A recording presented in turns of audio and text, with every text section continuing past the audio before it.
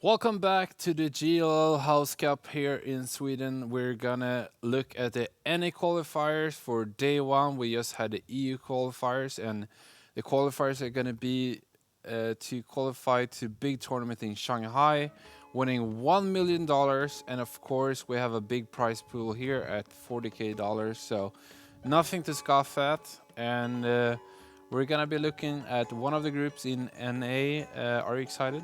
Yeah, I'm super excited. I obviously play against the NA players a lot more than the EU players that Sure. we just saw not too long ago, and that was super exciting. There was a couple dark horses that kind of came out of the woodworks and definitely impressed myself, and I'm sure a lot of you guys watching as well. Now, this NA group is completely stacked though as well. sure. So we're going to have a lot more fan favorites. We have a lot of streamers and personalities in this one as well. So I'm sure you guys are going to be rooting on your favorite either content creator or player in general. And yeah, like Joel said, we're playing for $20,000 per region. So $20,000 for NA server and then $20,000 for the Europe server. And I'm excited to get things going. Honestly, I really have some personal favorites myself, but I'll kind of let you guys figure that out along the way, All right. depending on what I'm talking about. Yeah, so speaking of favorites, we're going to have a look at the 16 players here from the NA groups. Few of them, as you said, pretty well known. Streamers, we have, of course, Monty, an active streamer, TT Tigers, an old pro Hearthstone player, and Auto Chess for Tribes Gaming. And Pure Sun, of course, also a streamer, Hosty, also ex-Canadian Hearthstone player, if I'm not mistaken. And also Vence, another very well-known player. But as we saw in the EU group, it's not all about these known players. There's actually been a lot of impressive players that at least I haven't heard of before that did super well in the EU qualifiers. So it's going to be interesting to see if there's going to be the same thing in the NA qualifiers. Yeah, and I believe we are going to be watching Group 1. Is that... I think what I'm getting. So Yeah, we're going to have Neutron, Zugrug, Wabweezy, Vince, Purejun, MDNG, Please, Riptide, and Chunk. No, I'm just kidding. It's supposed to be Chuck. Very good player. Ex-pro Vainglory player. So it's going to be a good game. Although NA Group 2 is also pretty stacked. A couple players that actually knocked me out were M80 and Devless as well.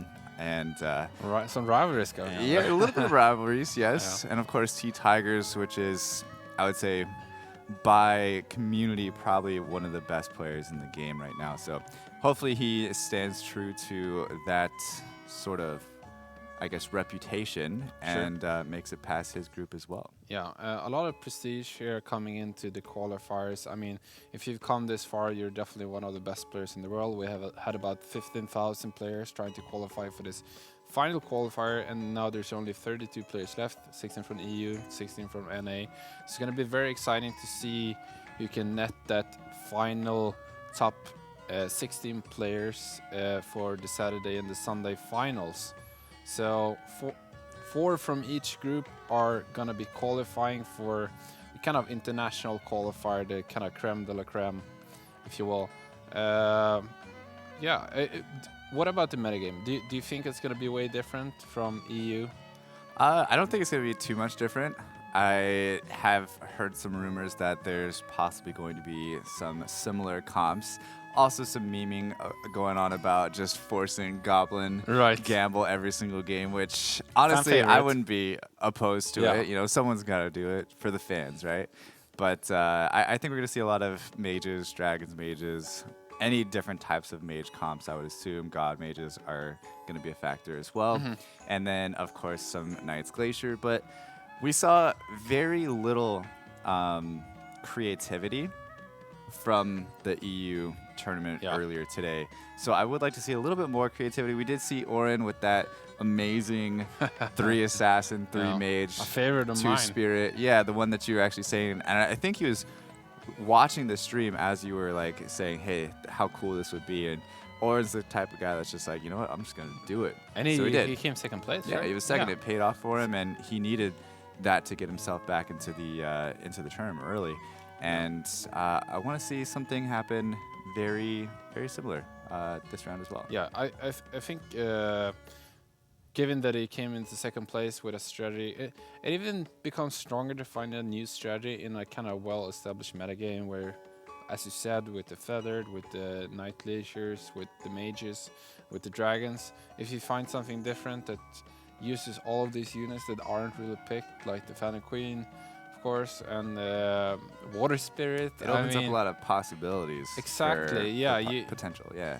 For sure, it's going to be way easier to hit those upgrades and get earlier power spikes and kind of dominate in the game in that way. So I would actually love if somebody went for that strategy again. I think that it has some real potential, especially early. There's, I mean, Water Spirit early, and Queen also super powerful early. Yeah. If you combine that maybe with a Soulbreaker, potentially powerful. So I hope we're gonna see that. We'll see. Maybe it was just a one-hit wonder. You never know. But I'm sure we're gonna see that in the games in a second. Yeah. Yeah, I wouldn't mind. I wouldn't mind seeing that. I wouldn't mind seeing some, hunters, different variations of hunters. We saw a little bit of it in EU. It's interesting because in the EU, it was like kind of clear cut in the beginning. It was like only the meta comps, and then it kind of started to diverge in the end. Yeah. You know, it went off into something very different where there was not a single mage player, and it was gobbling, as you said, and like also the hunter builds became different. I think what happened was, all the players were kind of nervous going into the first game of the tournament. They're on stream. A lot of the players aren't typically used to that. They just, stick to their cell phones or their computers while they're playing, and then that's it. So now they're kind of forced into this public eye a bit more, so it does add a bit of pressure. And, they maybe tend to fall back into what they're comfortable with, so they want to just get the first game out of the way with something very, just familiar. Comfort-esque, yeah. Yeah, something that they're not making any risks with. And then by the time the fourth game ran around, we saw a lot of diversity. All right, so here we are in the game. So let's see where we're going to start with. Of course, we have some goblins. We saw that a lot of the EU games that starting with goblins is always kind of a powerful starting strategy, given that it's kind of easy to get a good synergy early. Most of the units cost only 1 gold, which means you can always upgrade them and sell them for full retail when you transition, which makes it so powerful in the beginning. And MDNG also with a Skybreaker, Zugrug picking up a Red Axe Chief first pick. It's it's a little swordsman. Maybe not the best starting, but he might not have had too many other options. He does have another Red Axe Chief, but I definitely agree with going for the Swordsman instead of the pair of Red Axe. Yeah, it's just a better overall unit. Vincent is definitely known for his strong starts. Gets out in front and is very aggressive. We saw the EU side being rather passive throughout most of the 4 games. So Vincent probably going to be pushing the lobby into a little bit different style of gameplay because a lot of people are going to have to kind of keep up with him, I would assume. And it's very interesting. Yeah, it's kind of a pressure player, aggressive player, if you will. Ooh, found the Ripper too for the third.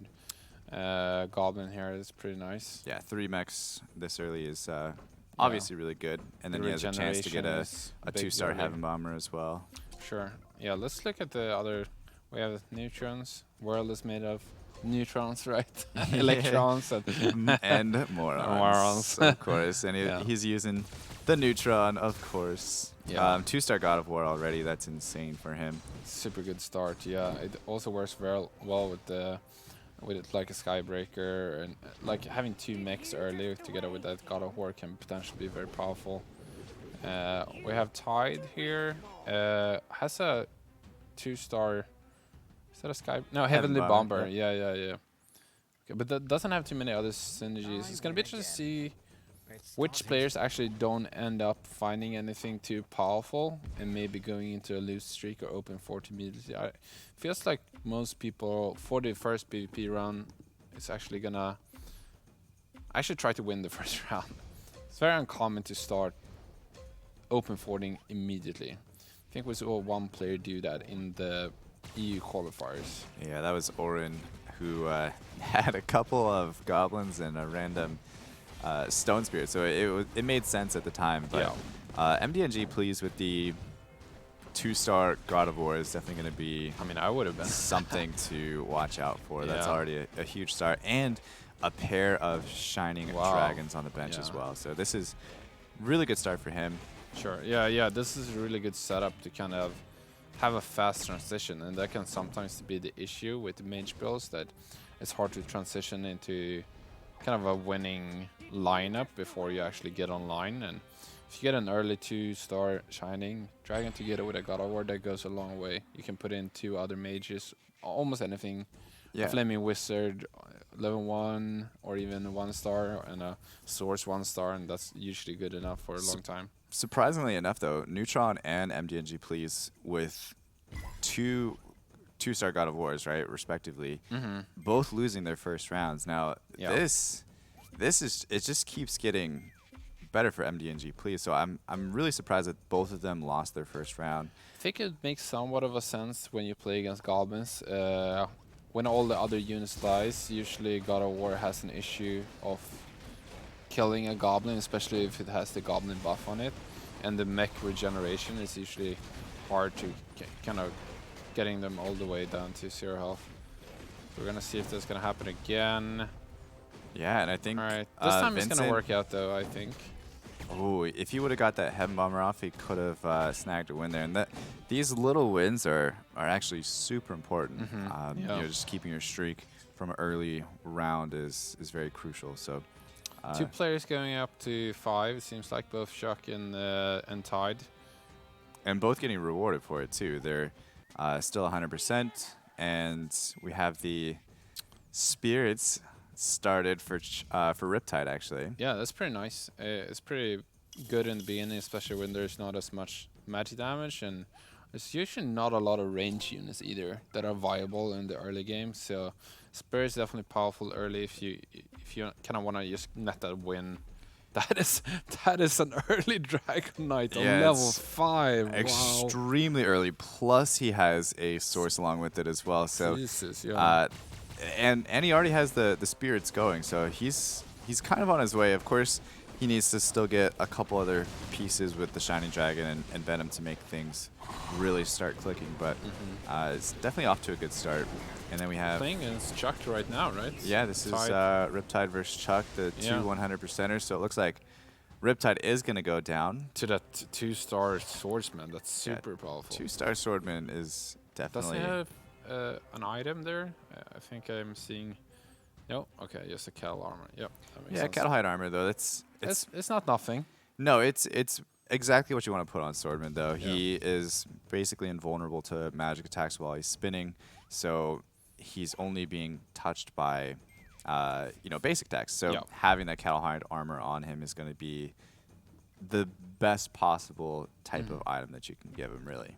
So what I really like about Swordsman is that he's one of the few warriors early, except for God of War, that's really versatile. I think you can put him into a lot of comps and it's kind of working, because especially in a lot of comps, if you, for example, go for gods, he kind of works as one of the 3 warriors, because he doesn't really shut off the god buff with the swords, which Pirate Captain can do. Yeah, until you get Storm Shaman, then you probably want to switch him out. But yeah, I mean, he does magic damage too with his spin, so it all works. Like you said, he's very versatile. And we have 2 2-star swordmen spin to win, and Chuck is going to lose his 100% win streak now as well. So there we have it. Nobody is win streaking now at this point. We have a 3-lose streak from Pure Jun, 2-lose streak from Riptide now. 2-star Water Spirit, huh? So actually it's going for that. It's going to be interesting to see what he can do with it. So what are the setups looking like? What are people's general direction going in? Can we get do we have a tab somewhere? I'm not sure. Okay, Vincent is going for Glacier Knights, it seems like. So rocking a 2-star, of course. Stone Spirit, don't want to sell that off until he knows his own strategy is going to be better. Like 2 stars, the name of the game, of course, early. It's less about to get your synergies straight, but more that 2 stars is so much more valuable than the 1-star unit. So So what I was really interested to see was that MTNG Please has a really strong start. A lot of Yeah. 2 stars, but he's only level 4. I feel like if he would have spent some gold and invested into leveling, he's the only level 4 person still. Of course, he levels automatically at this round, but he was really, like, I guess, holding off from leveling, and I'm not sure if it was really the best decision for him, but he is going gods now. You can definitely tell that this is a god build 100%. And once we get to the creep round, we'll go ahead and take a look at all the builds. So what do and you? see So what they're looking like. one interesting thing with MDNG here is that it actually has a 2-star or 2-star Stone Spirit, right? Our Spirit. Yeah. And he actually has 2 more on the bench. So do you think he will not go for Thunder Spirit then? I would assume that his plan is Look at that swordsman. So probably powerful. going dragon mages. Yeah. So that's typically what people do is they have the gods that kind of allow them to transition into dragon mages. Right, yeah. And then you throw in a stone spirit 3-star with a god of war 3-star, and that gives you a super tanky front line with thunder spirit in the back. Makes and sense. yeah, it can be relevant. Yeah, yeah. But let's take a look at the builds here. So we have Chuck going with a possible like beast warrior start. Of course, he has Old the but gold. flaming wizard Yep, yep. Seems that at way. 14 gold. Wob is at 10 gold with a Hell Knight. yeah, it's like a It's kind of Knight's like a Glacier. Also has a Knight. early berserker as well. Yeah, that is very early actually at round 10. Also 2 players going up directly to 6, which is interesting.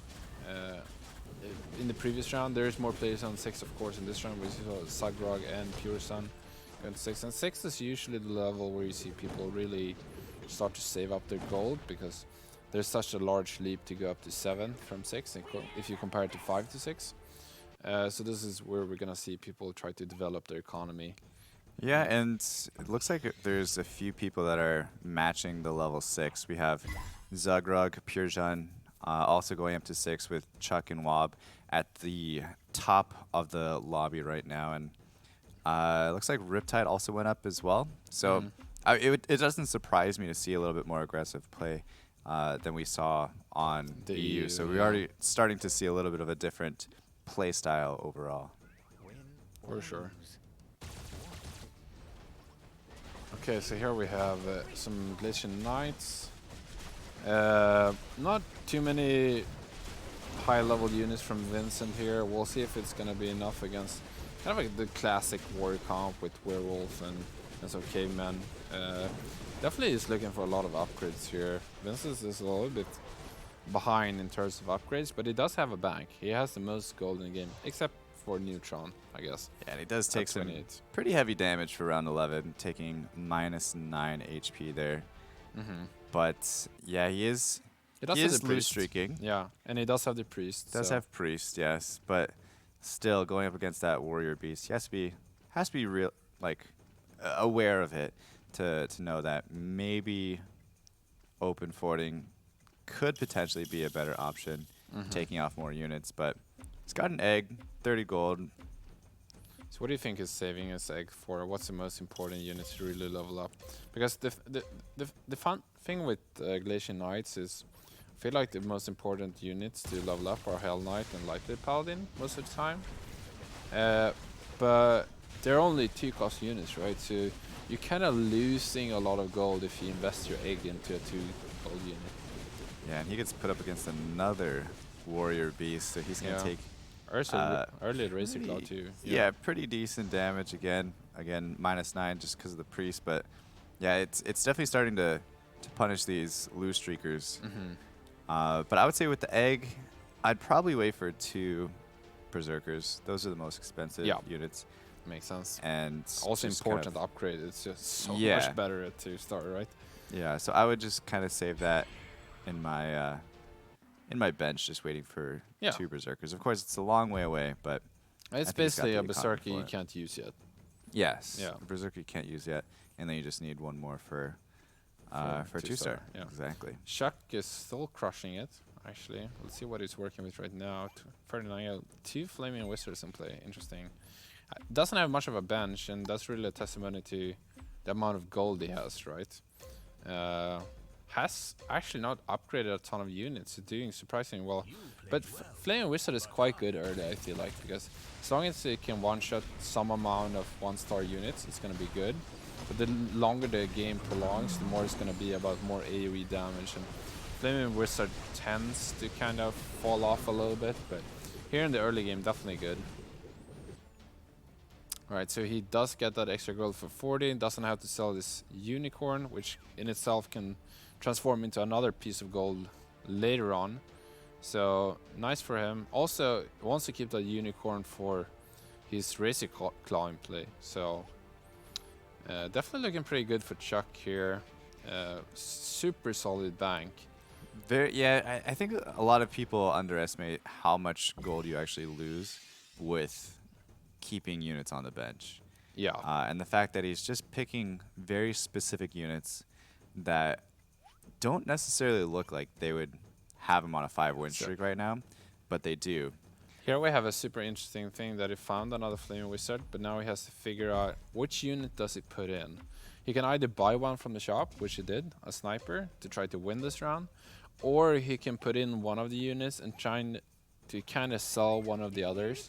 Say that a Shining Dragon was the least important one, maybe he sells that and put in the Red Axe. Even if the Red Axe is worse in play, it's maybe more important for his build, for example. But he likes to go for the sniper just to kind of try to make sure that he wins this round, which it really does make sense because he's win streaking, right? Has a 5-round win streak, so makes it a little bit more important to actually not get that extra gold, but to keep the win streak instead. I like the duo of Flaming Wizard and Sniper, though. They're very bursty units, and say Flaming Wizard gets her ult off first, and then Dwarf Sniper just kind of follows along with it.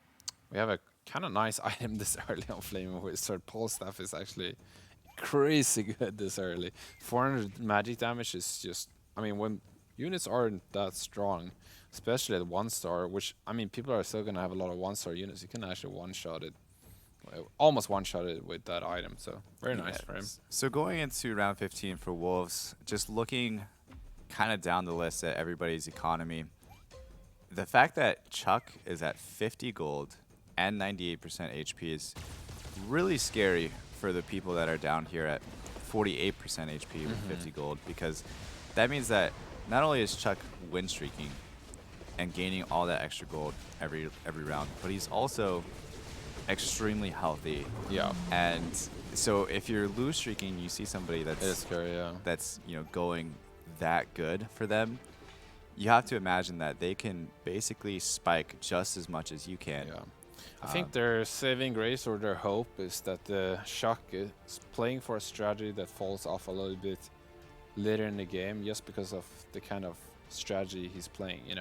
Say that Vincent or Neutron has a very late game oriented lineup, and Chuck's lineup, if he's playing Beast Warrior, for example, maybe falls off in the mid-late game to late game scenario. So I think that's what they're hoping for. But definitely, as you said, super scary for both of them, seeing him being this strong at this time. I like this stat up here at the top left of total gained golds, because we can kind of see where everybody's at, where Neutron, obviously lose streaking, only has 7 more gold gained than Chuck does, but is 60% less HP than Chuck is. And I'll pay 7 gold for 60% HP. Yes. In a heartbeat. And we can also, it tells more of a story if you see, for example, Riptide at 3rd place.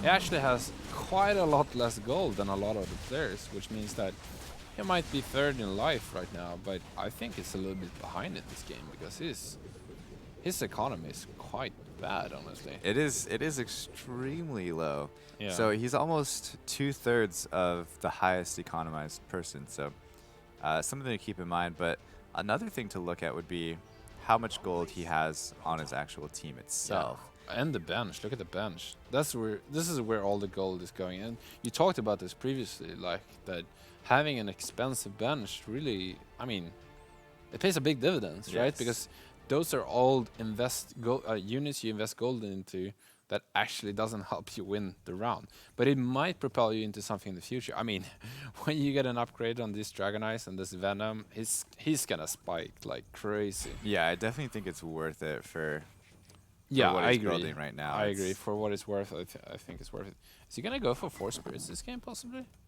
So we have most of the lobby going up to level 7 here as well, which is on curve, except for Wabweezy. So that's something to, again, always be aware of. If you're the only one not going up, you understand that you're basically going to be taking a hit in HP right here. Yeah, very likely. If you don't have a super upgraded lineup, there's a good chance you lose some HP. And we'll see Wabweezy taking some damage. Luckily, he has a pretty shield still, but would like to go up to 7 here, probably next round. He has 60 gold currently, so we should expect him to go to 7, going up to 70 gold.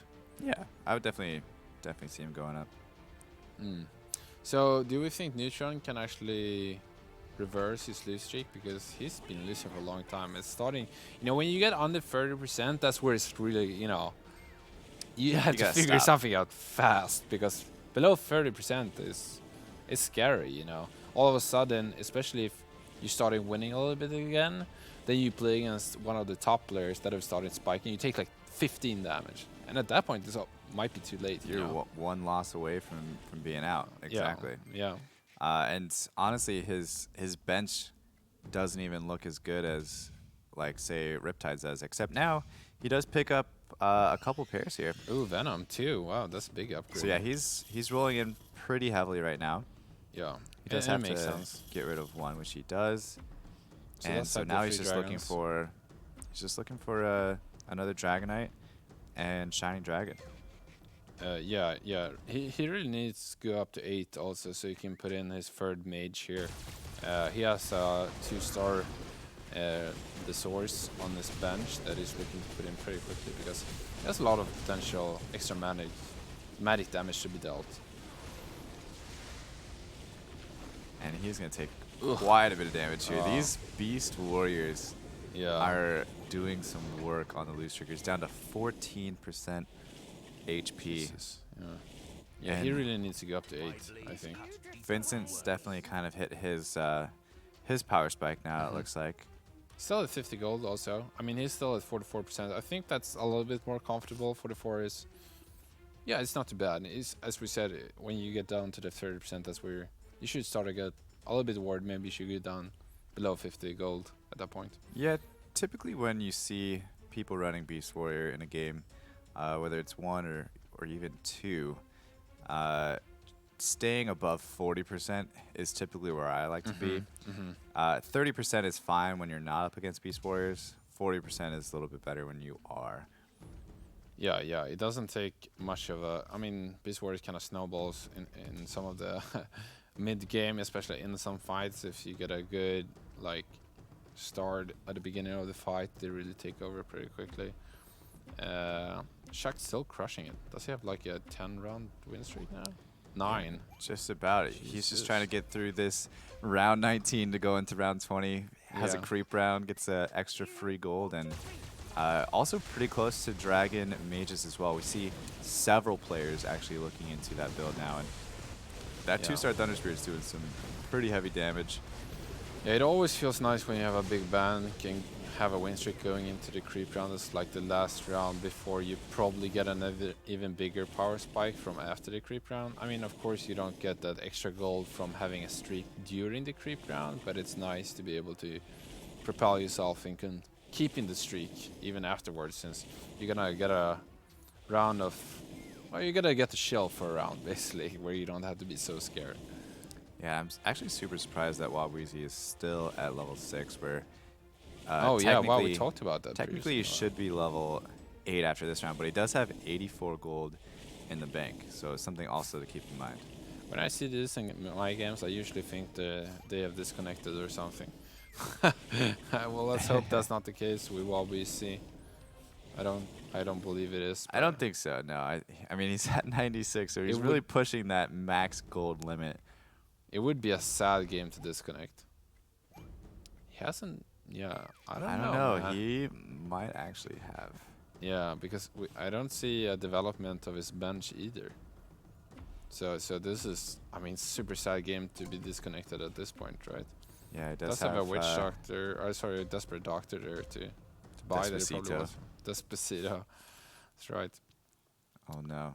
Have Neutron? Oh, Neutron did go up to 8, just like we talked about. So that's then he put in his source, right? Yeah, Neutron's actually been 8 for a couple rounds now, Yeah. which is It makes sense. He really needed that third mage to really yeah. turn the corner. We'll see Oh, if it's man, gonna be this too is- late or not. This is So- rough for Wob though. Yeah. Yeah, because you don't get more gold than 100, right? So No, he's yeah, actually so you gonna start can't- losing gold now. So we're pretty sure that he's probably disconnected.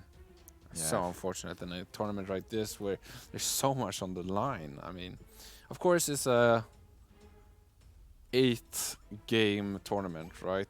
I mean, you can still come back, and if you come 8th, I mean, there's sometimes you get struck by the in-game RNG, sometimes you get struck by the network cable RNG, you know. yeah.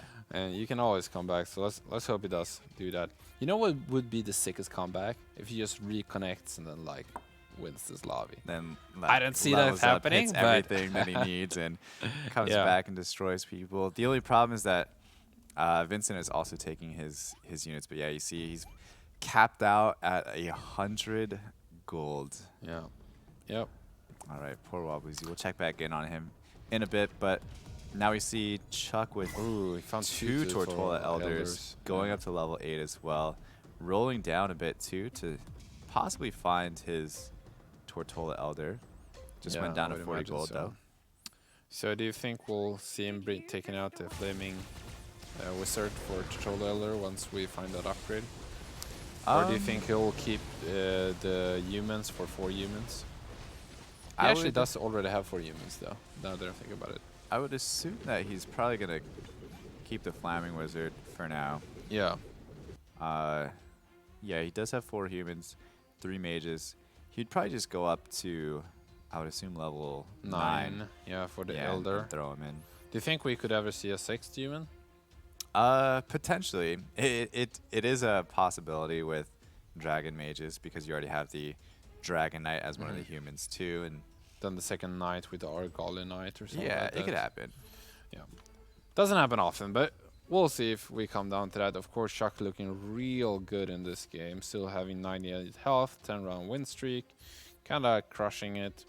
The thing is that it's really good for Chuck that he's winning so well because he has this late game lineup that was scaled very well into the late game, so we'll see him do well here. But seems like we have some technical issues where we have paused the game for a few seconds. Alright, so we're back into the game. I believe there was an admin who paused the games, perhaps for Oh, for Wobweezy, for maybe. Wobweezy's Okay. sake, yeah. We're gonna hope he's gonna come back into the game. It would be so sad for him. This is where it ends for him. I mean, at least in this first round, right? Hopefully not. That's not gonna happen. Yeah, I mean, in lobbies where it's this close to, you know, where everybody's 1 gold means a huge difference. Yeah. The fact that he lost gold already, Mhm. even if when we do get him back into the game, he's already going to be just a little behind. But Yeah.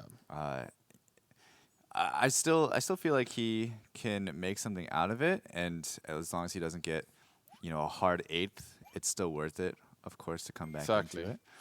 Yeah, so- it's like the same with every game or sport or whatever. I mean, the better you become, the marginals become smaller. You know, yeah. people in chess games, they think for 3 hours how to get an extra pawn for their opponent, or runners, you know, it's about milliseconds or whatever. Just a second or two between who's the best in the world or who's the 5th best, you know. Yeah. So 1 goal is definitely worth. We talked about that before, about finding that unicorn and winning that round for that extra interest so you can keep a unicorn so you then later can get 1 gold. So definitely a big deal. We're gonna hope we can get back in the game soon.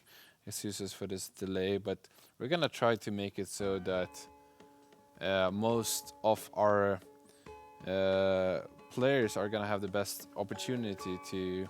Yeah, I mean, imagine Right. being in Yeah. Wabweezy's shoes. He's trying to get into the game. He's, there's $20,000 on the line here. At least. If it takes 2 Yeah. minutes to get him back into the game, I would certainly For want sure. that for myself as well Yeah, if I was in his situation. So, yeah, we'll take a second just to talk about kind of what's happening so far. So, I would think that as far as the comps are concerned, we have basically people that are transitioning into Dragons Mages, and then we have people that are going Knights Glacier. Yeah. That's And no basically feathers. it. No feathers. No hunters. No really either? hunters that I've No. seen either. So No it's literally assassins. just No. that. Yeah. Yeah. Wow. Yeah, that's interesting for sure. But it's kind of like the same thing that we saw in the EU lobby, right? People are doing very comfortable strats. Both of these strats are just so solid, right? I think the mage lineup and the mage dragon lineup has the highest power level in a vacuum, and the only reason why glacial knights is so solid or can compete is that it's probably a counter to it. But since it's a little bit less strong in a vacuum, it's still like even. Yeah. I mean, which is it really speaks to how powerful dragon and especially mages are right now. Yeah, I mean, you saw like everybody was starting into some specific type of build, and they were just trying to get their streaks going, whether it was win streaking or lose streaking, and then you saw people start like stockpiling shining dragons. You saw Yeah. people stockpiling venoms, and you're just like, okay, every single one of these players is grabbing and looking to transition into dragons mages, and it's gonna be interesting for, I would say, Vince and Wob once he does get back into the game, because those are the main two that were going Glacial Knights, exactly. So I think Vince might be in a little bit better situation. Although with Wob being up at 100 gold, he has all that gold where he can roll and potentially find every single unit that he needs. Let's see if he's back. Still 100 gold. So I'm guessing maybe Wob wasn't able to come back into this game. Super unfortunate for him, as we said. But I mean, there's only so much you can do at some point. We'll just hope he's gonna be in the next game, basically. Yeah. And this is gonna make it more interesting for others, because now people are really gonna be hoping to face Wob right now that it's so weak, to get kind of like a free round. And they could actually make the game so it goes longer, that you have like a free opponent almost, that you can kind of take a break against, almost like a creep round, no offense. Oh yeah, it seems like Neutron has really turned it around, hasn't he? He said he's been at 14 for a long time, hasn't he? He's still got a long way to go, I think. He is level 8, though, on par with everybody else in the lobby. He does have a 2-star Dragon Knight already as well. But I don't know. We'll see. We'll see how things pan out for him. I think Chuck is still he obviously lost, in actually. the best position. But yeah, he did lose to Neutron, Yeah. actually. Okay. Well, that should speak to some degree how much stronger Neutron is previously. Okay, so we had a bit of a lag spike there, but it seems like we're back here. Okay, Neutron has... Alright, so... Oh, we actually have some Glacial Warriors. Is that right? Yeah. Interesting. Only 2 Glaciers, though. Interesting build from Zugrug. I guess it's just technically a Beast Warrior build at the end of the day. Does have with a Despacito. Yeah, with Despacito, because of Berserker, it does boost him up. Also gives him the Warlock bonus with Wormy Boy, and Wormy Boy's got Magic Crystals on him as well, so he's gonna be spawning those worms like crazy. Yeah, it's actually... It makes even more sense that we have Despacito in player, being the Desperate Doctor, of course, because we see pretty good items on Berserker. I believe he has a Frenzy Mask, some damage item, and even the new Lifesteal item, the kind of area of effect global item. What is it called? Puppet Mask? Is that right? Puppet Mask. Yeah. Yep. We have it on Berserker, I believe, so pretty powerful Berserker. Only needs some damage items really to pop off. Yeah, and he does. He's got a Frantic Mask and a Fish fork, fish fork on him. Yeah, and then we kind of talked about this in the EU section of the stream, and instead of going with 3-star Razor Claw, possibly putting in a Lord of Sand to take the place for a bit. Yeah, I mean, you want this for Beast, right? And preferably you want Razor Claw, but sometimes you're not finding the Razor Claws, right? Or even the other druids to upgrade him. And if that's the case, it's going to be harder and harder to find the druids. And I feel like the Razor Claw also falls off a little bit in comparison to the stun that Lord of Sand does. I mean, the extra unit becomes less important. Wow, this is Storm Spirit 3. Yeah, Thunder Spirit 3, and he actually got Thunder a Spirit, sorry. he actually got a Strange Egg, and then rolled one more time just to see if he can get it, and he did. So technically, he does have a Swordman 3-star as well if he wanted it, but I'm sure he's waiting to save that egg for Dragonite. If he can. Yeah, especially since Dragonite is so contested, not only in this metagame, but especially this game. I think this is like, that's so the as long most as you dragons can- we've seen, right? Yeah, I mean, as long as you can find 2, that's all you need, as opposed to having to find 3. And yeah, Wob does go out, unfortunately, at 8th due to disconnect, unfortunately. But we do have Riptide, who actually had a really strong start, so I'm not sure how he took such a heavy dive. Yeah, let's have a look. See soon why he's faring in the way that is. Waiting for the round to end. Right here we have the streaks, and Riptide has had a 7-round lose streak, and that's something you don't want to see past even round 5 or whatever. I don't know. I mean, you don't want it post round 20 because that's when you start taking a ton of damage from your opponents. Finds a helicopter. Yeah, that's going to be super good for Chuck. Yeah. That's, I mean, every mage player's dream is to find a helicopter Special helicopter 2 with that. at level 8. Yeah. Oh, yeah. Oh, yeah, if he finds That'd be insane. another helicopter, yeah. Maybe at 9, we'll see it. Very unlikely at 8, of course. So unlikely to find 1 to begin with. Yeah, I would say that would be Chuck's main goal is to, Go to 9. yeah, go to 9, start saving, go to 9, and see what he can do. Yeah, no, I do agree. Not too far away. He's 8 out of 32, so a couple clicks. But It's actually interesting that it's not. I mean, now there's a creep round, so he might not want to do that yet. But as you said, he does have. I don't know. I would probably have gone for that Swordsman, or the Dragonite. Does he have Dragonite too? Only Yeah, have Dragonite 1. yeah, Okay, he's so there one she head goes egg for the Dragonite with the Shining Egg. Yeah, that does make sense. No reason to use it before you get to see your kind of shop for the next PvP round if Right. there's a player round. I mean, sorry, a creep round before that. so Czech is kind of far away in the pack, so he's looking real good to finish this one strong. yeah, but I wouldn't count all the others out just yet. No. I mean, Vincent's got his 3-star Hell Knight, which is That's super big. important. yeah, Berserker 2 with good items, Frost Knight 3. I actually like Frost Knight 3. Also not too far away from Yeah. a 3-star Lightblade Knight either.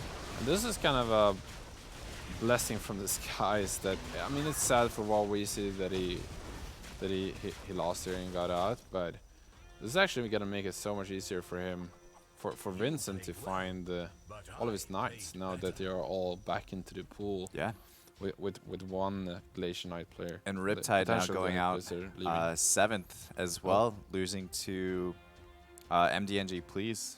So he will take 7th, but MDNG Please not too far behind with 5% HP. Neutron at 9%. So look for Yeah. these two making some plays. Neutron's got 29 gold, and he's sitting on 20. Okay, so now he's going to start using it to level Yeah. up. At least put Going to another. 9, putting in another. Okay. Goes with the Pirate Captain. Would you have liked him to put in a Dragon Knight instead? I mean, obviously if it was 2-star, but Yeah. I think the extra CC would probably be your. Yeah, maybe he best has option. enough damage as it is. He Yeah. just needs to control his opponents a little bit more to get more attacks in from the other knight. And of course, Thunder Spirit also deals tons of damage. Maybe not an issue in that department. It seems like it's going to be fine here. What about the MDNG, please? He's actually losing this. Yeah, this should be lethal. So We're gonna see MDNG please going out, and Pure-Shan also taking a bunch of damage, but not gonna go out this round, of course. Staying at 3%. Yeah, that's a lot of damage from Neutron, actually. Yeah, that's quite a bit. But Yeah. Pure Super now close to Hell 3%. Knight. He's got a Oh, there we go. wow, he's got a 3-star Argali Knight and a 3-star Hell Knight. So Only one rank, 1-star Evil Knight, though. yeah, unfortunately 1-star Evil Knight. Not much gold to help him out either. Yeah, only one Frost Knight away from 3-star Frost Knight as well. So True. close to some upgrades for sure. He pretty much has all the units he needs. He just needs to upgrade them at this point. I feel like. Chuck still leading the He's pack. up Let's against see. Chuck. I think he should be okay, to be honest. I don't know about that. We have a 3-star Thunder Spirit on the other side. It seems a little bit too scary for this Knight player. Yeah, so Pure-Gen is going to take 5th now. Not awful, not awful. Clearly a little bit below average, but you gotta remember this is the 8th-game tournament to go into the grand finals of the qualifier on Saturday, where both regions, both EU and NA, get to clash versus each other, and we're gonna see who's going to Shanghai, the big $1 million finals tournament. Might be seeing a 3-star Oh my! I've never seen that. Pirate Captain here soon. Although without something to replace, I would almost say that It's two better with 2-star 2-star. Pirate Captains would be better. Yeah. Yeah. I want him to get it. I don't care. Yes, I mean, yeah. It's just so strong though. 3-star. I haven't seen it. I've just seen the stats. I just looked It's at got it a on ton of paper. HP. Yeah, I can imagine. And with that extra warrior buff, yeah, very strong, of course. 1-star Lord of Sand. Yeah. I mean, you gotta Unfortunately get the didn't get his beast skill bonus, off. right? You can really see Zagrug actually starting to fall off here a little bit with this Beast Warrior. And this has kind of been the issues with the latest nerfs to warriors and like the Beast Warrior strategy, that they tend to fall off a lot quicker than previously. Before you were able to pressure them so much. Also, don't forget about Venom. Venom's skill right now is super strong. It targets the fastest attack speed unit on the other team. So if you're Zagrug and you have a Berserker, it's basically eliminating your carry unit. Yeah, that's true. I mean, Beast Warriors, they doesn't have too much damage. That's why you use so many beasts to kind of increase it. The only big damage dealers you have are really the Doom Arbiter, but especially, as you said, the Berserkers. So kind of a counter there, alongside with the recent nerfs not making it. But top 4 is still a good position to place yourself in. I mean, if I got to be in top 4 or 4th place every round with Beast Warriors, I'd take it. That'd be enough, you know, to get into the 1st place. Most likely, right? Yeah. Obviously, there's some things that could happen where you know, the 3 players go top 3 every time, right? Yeah, and then you get knocked out for unlikely, but yes, right. It is possible. All right, so yeah, especially since the difference between 1st and 2nd place is 2 points instead of just 1. Sometimes it might not be enough with only coming 4th every round. So Vincent's still quite strong here. Has a 4-round win streak, and he's had his upgrade for a long time. It's pretty close to that, the Light Charm. I like that it's going for Storm Shaman here against the Dragon Mage players. Potentially something that can really lock down your opposing units, so you can then cleave them down. Some issues with the Glacier Knight sometimes is that you don't have too much burst. You have a little bit of cleave from the Lightblade Paladin, which really just gives the mana to the mages in the back, and then you're not fast enough to actually kill them before they burst you down. Right. Well, if you have a Storm Shaman, you can actually lock them down and get some of the back line before they can repent. So yeah, so Neutron is actually going to lose now to Chuck, and I was actually just about to comment on the Storm Shamans, but he ended up selling them right at the end there. Interesting idea. Honestly, he was only keeping the Storm Shamans because there was 2 mage players. I don't think he's really going to feel like he can beat Chuck. So Vincent's just playing for second right now. The reason why he sold the Storm Shamans, or had the Storm Shamans to begin with, was because of Neutron. But since Neutron's out, and there's only a Beast Warrior left that he just needs to kind of knock out. So really that's good all he's point. worrying about. Yeah, that's a really good point, chat. You gotta be looking at all times. You wanna scout and see what the other players are doing, because it can really make a big difference what like small extra unit you're going for that final push. Yeah, Sagrag is gonna go out here in third place. Still a very good result, and we're gonna have the finals here, basically between Vincent and Chuck. But I mean, at this point, Chuck has 2 Dragon Knights with the Dragon bonus. It's just, I think it's gonna be too much to overcome, and he even has a helicopter on the bench with his mage lineup. Yeah. If he finds 2 more Dragon Knights, he can actually get a Dragon Knight 3 and put in a helicopter. Ooh, we're getting closer. At this point, if this is me, this is where I start. Oh, he found it. He's got the 3-star Let's Dragon go. Knight. And put in that helicopter, I assume. Oh, he no, decides to put in the Dark Spirit instead against the Knights. I do like that decision, actually. Yeah, especially when you have the Thunder Spirit 3, right? Because it has so much more health. You can actually stun a lot of units. Yeah, you see Hell just Knight like getting the stunned Hell Knight. immediately. And that's one of his biggest damage shields. So, I mean, this Frost Knight is just going to crush Vincent. Let's have a look at Vincent's board and see how much damage he's taking. Yep. Not too much. Yeah, I thought it would have been more, especially since Chuck is also level 9. Yeah, I was kind of surprised there. Yeah, so we have the Lightblade Paladin 3 now. That is gonna be quite the upgrade. It's basically Plus, it's stacked with items, too. yeah, it's basically double as good, and when it can stay alive for longer with more HP, it's gonna deal also even more damage. So very, very big deal. I don't know if it's gonna be enough to defeat Chuck. But we'll see. I mean, it's gonna come down to this for sure. He has 10 units in play currently. Oh wow, he had 10 units in play, and now Shining Dragon goes on the bench. So a big misstep to not get your dragon spells off, and that actually might help Vincent to stay alive. Yeah, now Chuck is gonna lose this round. Yeah. Yeah, that it's was a big definitely a mistake misplay. there. Yeah, big deal. Let's see if he's gonna come back to haunt him, or if Chuck is gonna pull this out regardless. I'm sure he's gonna notice that quite quickly. Oh, yes.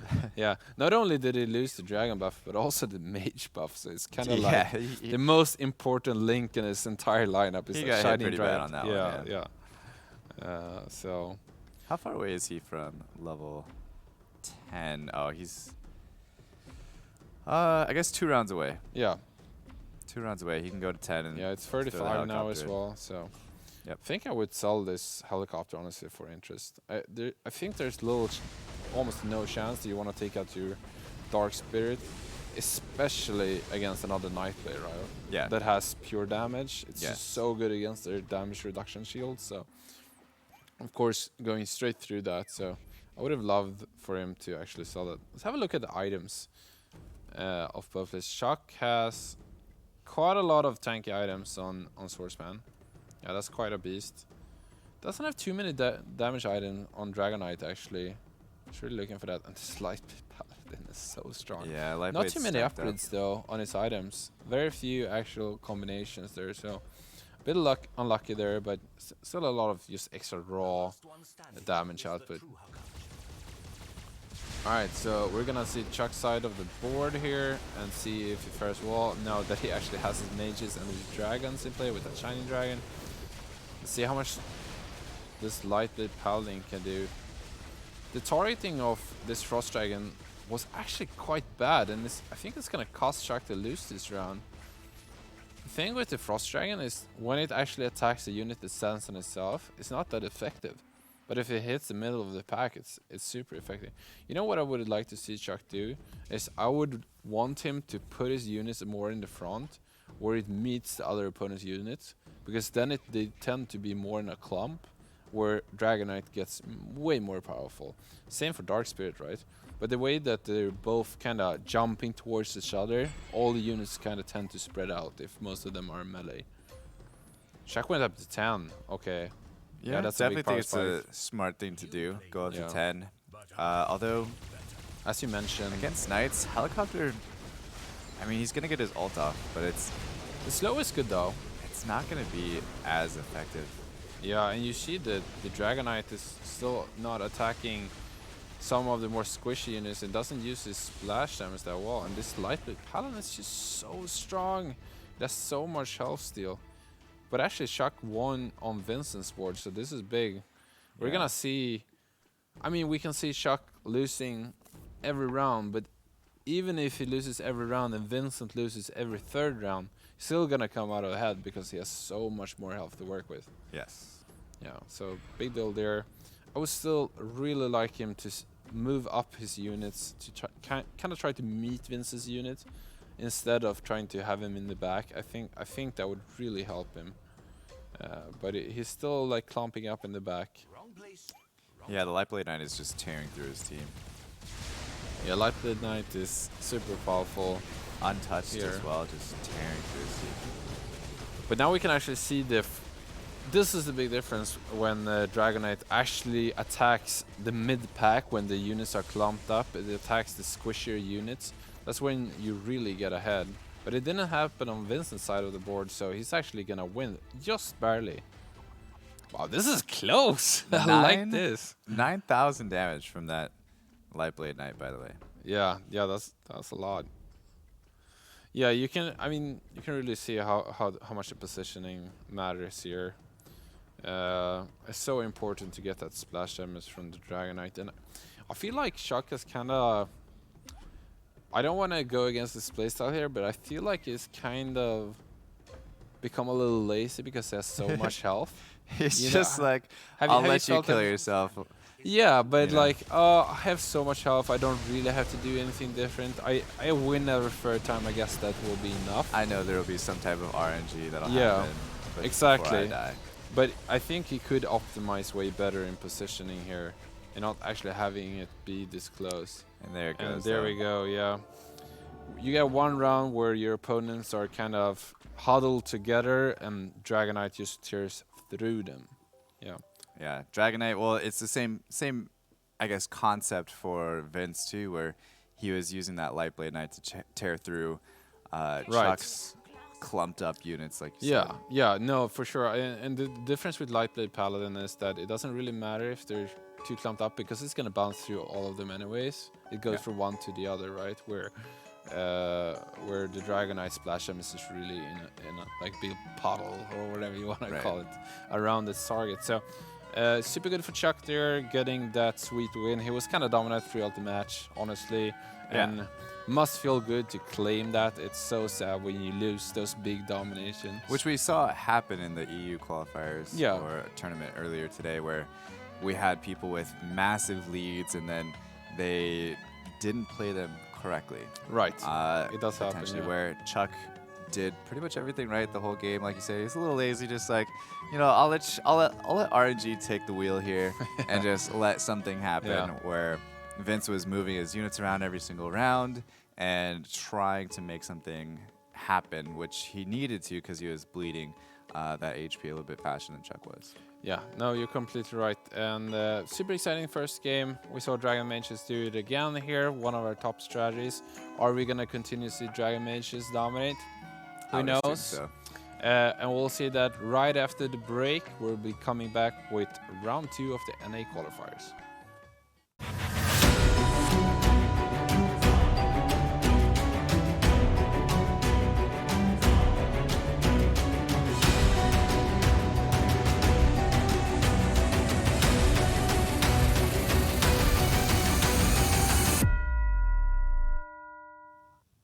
Welcome back here to the House Cup at GLL. We're gonna do the qualifying for the Shanghai Invitational, where there's $1 million. I'm Joe Larson GG here with Claytano, and we just saw the first round of the NA qualifiers. We previously saw 4 rounds of the Europe qualifiers. Europe has already played their 4 games, NA have 3 more to go, and then we have 4 from each region tomorrow. What do you think about the first game? I was a little upset. Wabweezy disconnected, and he's, you know, obviously a top contender. I think they're all top contenders at this point, but still, Wab is like rank 1 on NA right now, so of course people were looking to see him obviously come back from that, and then we kind of just noticed randomly that, hey, he's not He's not buying any Yeah. units. He's just kind of sitting on a lot of gold here. He's not leveling up, and yeah, he disconnected. So it's a little unfortunate. Super So he unfortunate. is going to take an 8th place, but I am super confident that he will come back with vengeance and do the best he can to still say. I mean, it's best of 8 series. Yeah, So. I actually got news from the studio and from the admins, and it seems like it actually won't be making it into the second game either. There seems to be some kind of issues on his part. I don't know on whose part. Let me Yeah. rephrase that. But for some reason, he's not gonna be in this game either, and it's very sad, as you said, especially since he's kind of a fan favorite Yeah. for many of us. So very unfortunate that we had to play with one less person in this lobby. But we are gonna have a look at the scoreboards to see how last game went. Of course, we have Chuck winning that game with kind of his lazy playstyle, his cocky lazy playstyle, if you may. But that, I mean, who cares? You have a 3-star Frost Knight. He doesn't need items. He'll win anyways, you know. Very powerful. We have Vince at 2nd place, of course. And this is actually from the other NA group. TT Tigers 1, Monty 2nd, and Hosey 3rd. A lot of fan favorites doing really well in this 2nd group, actually. Yeah, definitely good to see Tigers up there at the top. Monty as well. 2nd place, Andy, of course, as always.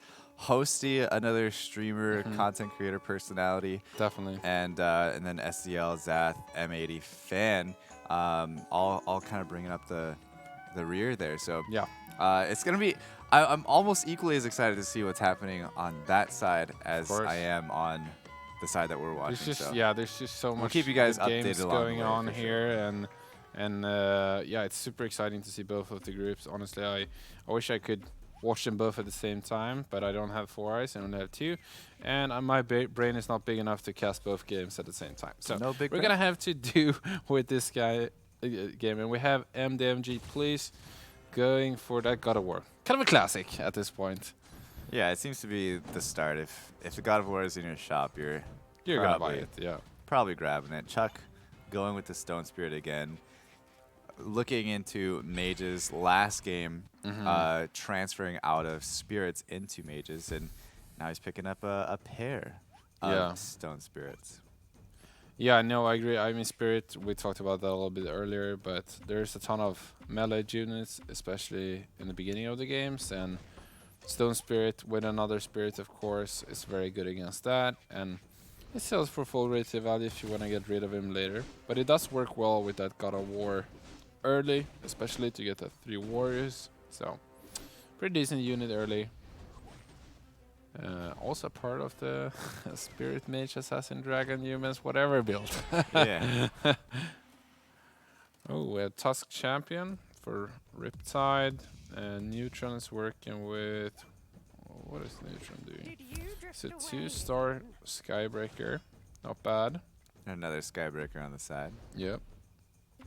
Pure Shun, 2-star Stone Spirit, and 2 Tusk Champions, so he could have quite a high roll before the PvP run. If he finds another Tusk Champion, another warrior, he's incredibly strong. So large potential to streak for a long time here for Pure Shun. And if he finds that, I'm pretty sure he's gonna go up to 5 the turn after that, like almost 100%. If he wins, of course, but I imagine he will if he hits his units here. Let's have a look and see what it hits in his shop. Yeah, or even Let's just pull that grabbing a Water Spirit as well.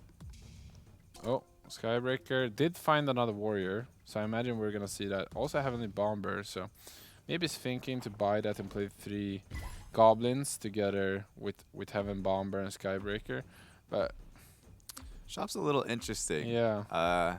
Because it's showing the Skybreaker there. It definitely did not show the Heaven Bomber, unless he... I'm sorry, it definitely didn't show the God of War. Yeah.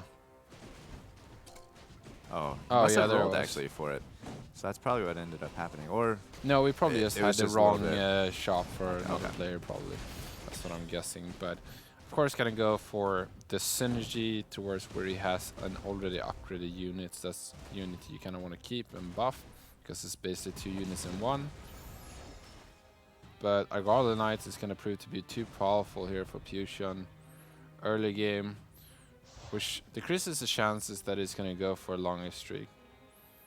Okay, so Riptide has a Touch Champion too. A bit stronger unit, I'd say, early to have an upgrade on. Super powerful in the early game, especially if that Stone Spirit doesn't have another spirit to go with, of course. And it seems like he's trying to look for some knights and some glaciers there on the bench. Maybe looking to transition into that when he finds a bit more glaciers and knights and starting off his warriors. He's got a couple options that he can go. He can go Glacier Knights, and he has the 2 God of Wars on the bench too that he can technically transition into gods if you wanted with the Desperate Doctor, and definitely not closing any doors here. No, and that's a good thing to think about when you're playing at home in your own pub games or even tournaments, that if you're used to going more things, you can see potential in most, shops that you want to buy it all, and depending on when you get in the next 1, 2, 3 rounds, you're gonna get to decide. You see a couple people going with that Argalianite early on, as it's just so powerful. Yeah. With the true damage and also the healing, it makes a huge difference early game. Yeah, no, for sure. And also pure damage is even better early because there's more armor usually involved, because there's more warrior players. They can often be goblin players that of course gives you that big armor buff. So yeah, I definitely agree there. Got a God of War 2, so they might push him towards going for...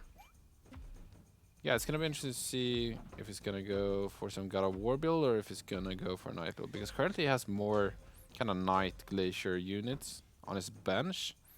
But God of War 2 is...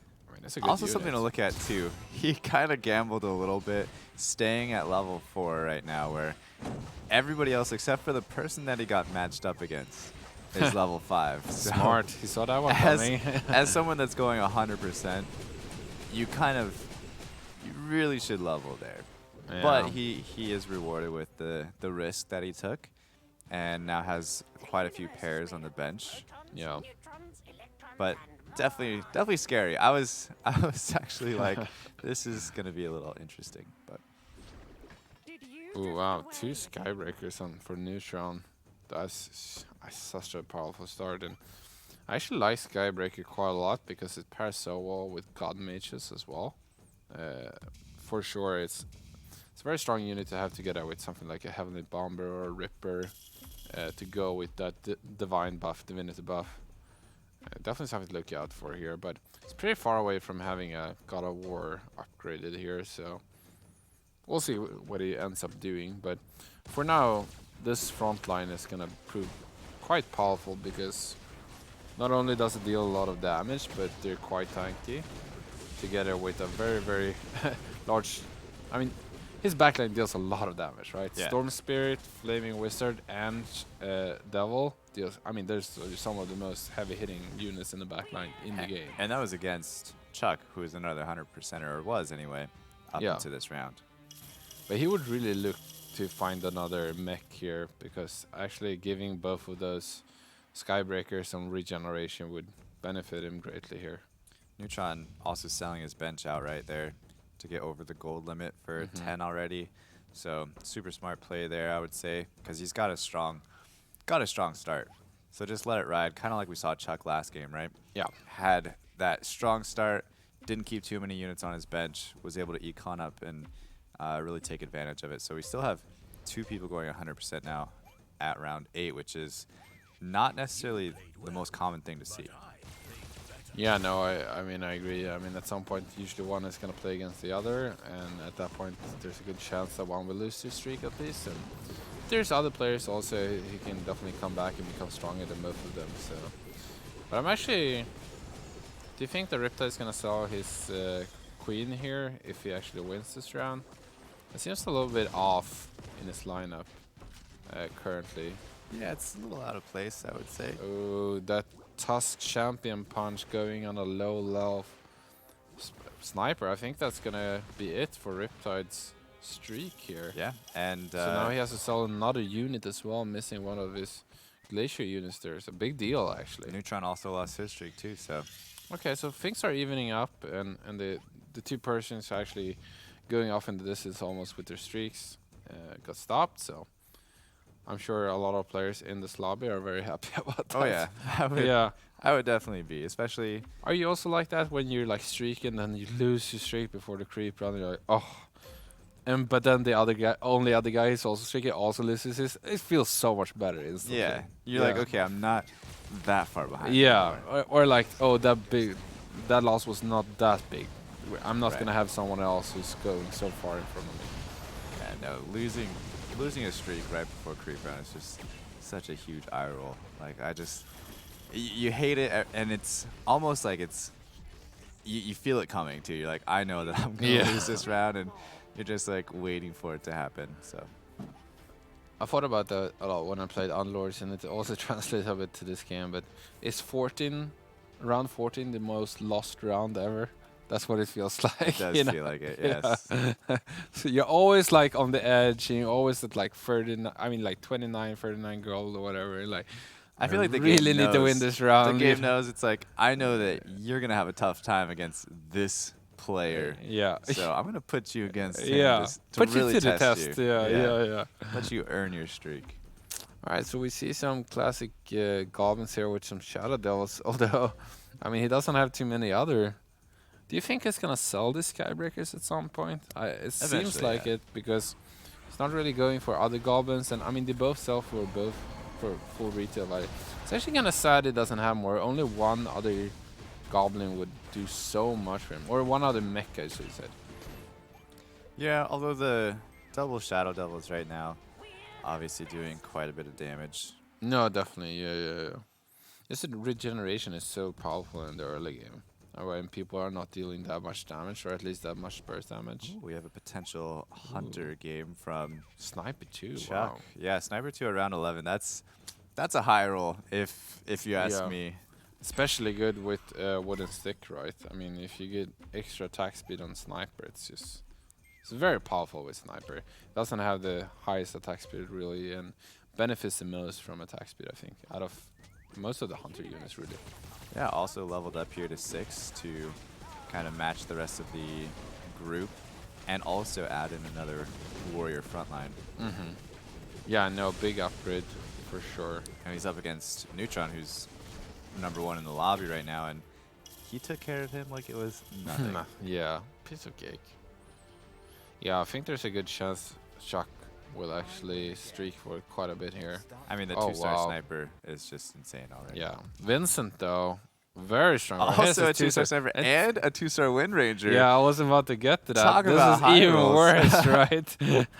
Who cares about that 2-star sniper? We can have even more. I think there's one Hunter unit that's better this early than the 2-star sniper. It might be Wind Ranger. Wind Ranger is so crazy. Wind Ranger good with early. a Magica Crystal. Yeah, especially, right? Yeah. This is a really strong board. I want to see Vincent's round there. I'll be surprised if he loses. He's Let's on a just say that. 3-win streak. He's just a little bit behind. I Yeah. want to pull this chart up again here. Also playing against Pure Shan, which is having a losing strategy currently, so this should be very, very easy for him. I'm surprised. I'm actually gonna be surprised if he loses. Like, yeah, okay, he barely loses any units against Pure Shan. Yeah, this is the gold race right now, the gold rush, if you will. MDNG pleased with 88, Neutron at 88, Purejean 88. Riptide again on the bottom of the economy here. I mean, maybe it speaks to his playstyle that he doesn't care too much about the economy early, and I think that's a big concern. I mean, he's quite far behind. I mean, we see, of course, the two loose streak players. The thing, you get more money for win streaks, right? But they're way harder to keep, so you can consistently, continuously get gold from loose streaking, and that's why we see them both in the top of the economy. But they trade their health for economy, so it's nothing to scoff at. This is what I like to see from Vince, though. Aggressive play style, going up to level 7, round 13, putting pressure on those two top players that are essentially win streaking to make them basically almost have to match him. And Yeah. as you see, Neutron did not do that. Took massive damage against Vincent. Yeah. Chuck, on the other hand, is still weaker than Vincent, so if he does get put up against him, he's going to have a hard time. Do you think Vincent goes up to 8 at time 17. where he has exactly enough gold to go there. I think he's going to go up to level 8, round 17. Yeah. As a hunter player, me being a hunter main by heart, Yeah. and knowing Vincent, I would say he's definitely going level 8, round Yeah. 17. And you talked about that a little bit. As long as he still keeps his streak, though. He's not going to go level 8 if he doesn't. I mean, you did talk about that earlier, that Vincent is a quite strong early game player, and I think it comes down a lot to his very aggressive play style. I kind of like the aggressive play style in a high level game like this, because putting pressure on your opponent forces them to make mistakes. I think that's when you really put them to this test and like stress their life total out. That's where you feel more pressure to make decisions quicker that you're not comfortable doing, and that's a big deal. Yeah, and even though he's not necessarily economized, he's still at the top of the list for gold acquired. Yeah, no, for sure. Because he's gaining all of that from streaking. Yeah. So going up to 20 gold there. Chuck still doing pretty fine here, or more than pretty fine. He's doing very well, I should say. But the thing is, Chuck and the rest of the lobby, except for actually Zugrug now, are probably going to be level 7, round 17. Yeah, that is definitely. What do you think about Chuck having Frenzy Mask on the sniper too? Do you think it's worth it this early to before he gets damage item or before his 3-star? I personally don't like it. Me neither. I I actually think Assassinate is strong this early. Yeah, I think it's actually nerfing the sniper a little bit. I've done some calculations on it, and the amount of time that it actually takes him to load his shot, it's not necessarily worth it, in my opinion. Everybody's got a different opinion. Vincent would have a different opinion than Chuck, and even the top-ranked players all have different opinions about it. Yeah, It's a little bit of a playstyle thing. Yeah, it is close. It makes sniper a little bit more consistent maybe, but a little bit less bursty. So against some lineups it's better, against some it's worse probably. But I guess I mean, there's probably a correct answer in every situation, but it might vary from game to game. That's true. I don't think there's one necessary strict answer. I can get behind that. Yeah. All right, so Chuck still stays at 6, but it seems like he's still staying healthy. He has not really a win streak, but he's won 2 games in a row. Playing as Vincent now, so I think here he's gonna take quite some damage. No, his front line's actually really strong. Yeah, that's true. He does have a 2-star werewolf. Werewolf is so good against hunters, right? It's so hard for them to, because they don't have a lot of AoE, so it's hard to kill all the wolves, and the wolves eat backlines. It seems like Vincent's gonna actually? get. No, wait. I didn't Might actually get see turned to that. stone. I actually didn't see that wolf in the back line. Oh. It's close. Are we gonna get it? Is we gonna get another stun? He did get another stun. Stone Spirit's gonna hit the last hit. Oh no, but the werewolf's gonna. Oh, what a turnaround! The RNG Jesus stayed with Vincent, I guess. Not turning into stone enough or whatever. Yeah. All right. Good dog. Good doggo. All right, let's see. Is he gonna do it? I'm sure he's debating on it. Yeah. It's gonna cost him quite a bit of gold, but I don't think he's got. Oh no, he's got one werewolf that he could put in, but it looks like he is gonna sit on. He's gonna sit on his 40 gold. I'm a little disappointed. I wanted to see him go up to 8. You're too biased, man. Let him keep his gold for once. He has earned it. Yeah, no, I think it's. I mean, I don't know. I personally, I can see that being a strategy, but does it really have anything good to put in though? Is Siren really that strong? It's not that strong at level 1, right? No, but I mean, it was very close against Pure Jean, where he could have easily lost his streak there. Yeah, that's true. And a 7-win streak, that's getting you, at least 2 extra gold. Yeah, I mean, he also gets to start getting. Oh wow, he got Tusk Champion and Werewolf this round.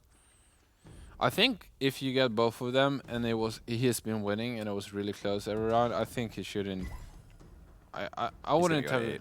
Okay, I would not have gone to 8 here. I think if he was so close every round and then he got 2 upgrades, he's probably gonna win at least another round against almost all of the players, making it not worth the up. But he disagrees here, wants the second aggregates bonus, which is very strong with, of course, physical. Yeah, I mean he got 2 massive upgrades, but up against Chuck, who's very similar in power right now, I think you know it could have gone either way. Yeah. But yeah, I mean it's always hindsight 2020, right? For sure, for sure. Yeah, Vincent's gonna keep his streak, of course, putting in a good position. At this point, Vincent just wants to save his money for forever. He'll buy the Sirens whenever they come up, but he's probably not gonna look to buy a ton of other different units. I mean, he wants to, of course, level up his Ranger. He wants to get maybe a Soul Reaper instead of that Evil Knight. The other thing to keep in mind too is that he's got, I mean, he's only got 1 round into the creep round. So Yeah. by the time he comes out of round 20, he's going to be fully economized again. Yep. And he's definitely, I want to say definitely, but he's most likely not going to be losing round 19. No, I don't see that. Neutron still has... Oh, he did win to go for the Skybreaker. Wow. We thought he was going to sell it because we didn't see a second mech. Is he going to save it all until he maybe finds a Devastator, maybe? Is that what his plan is at this point?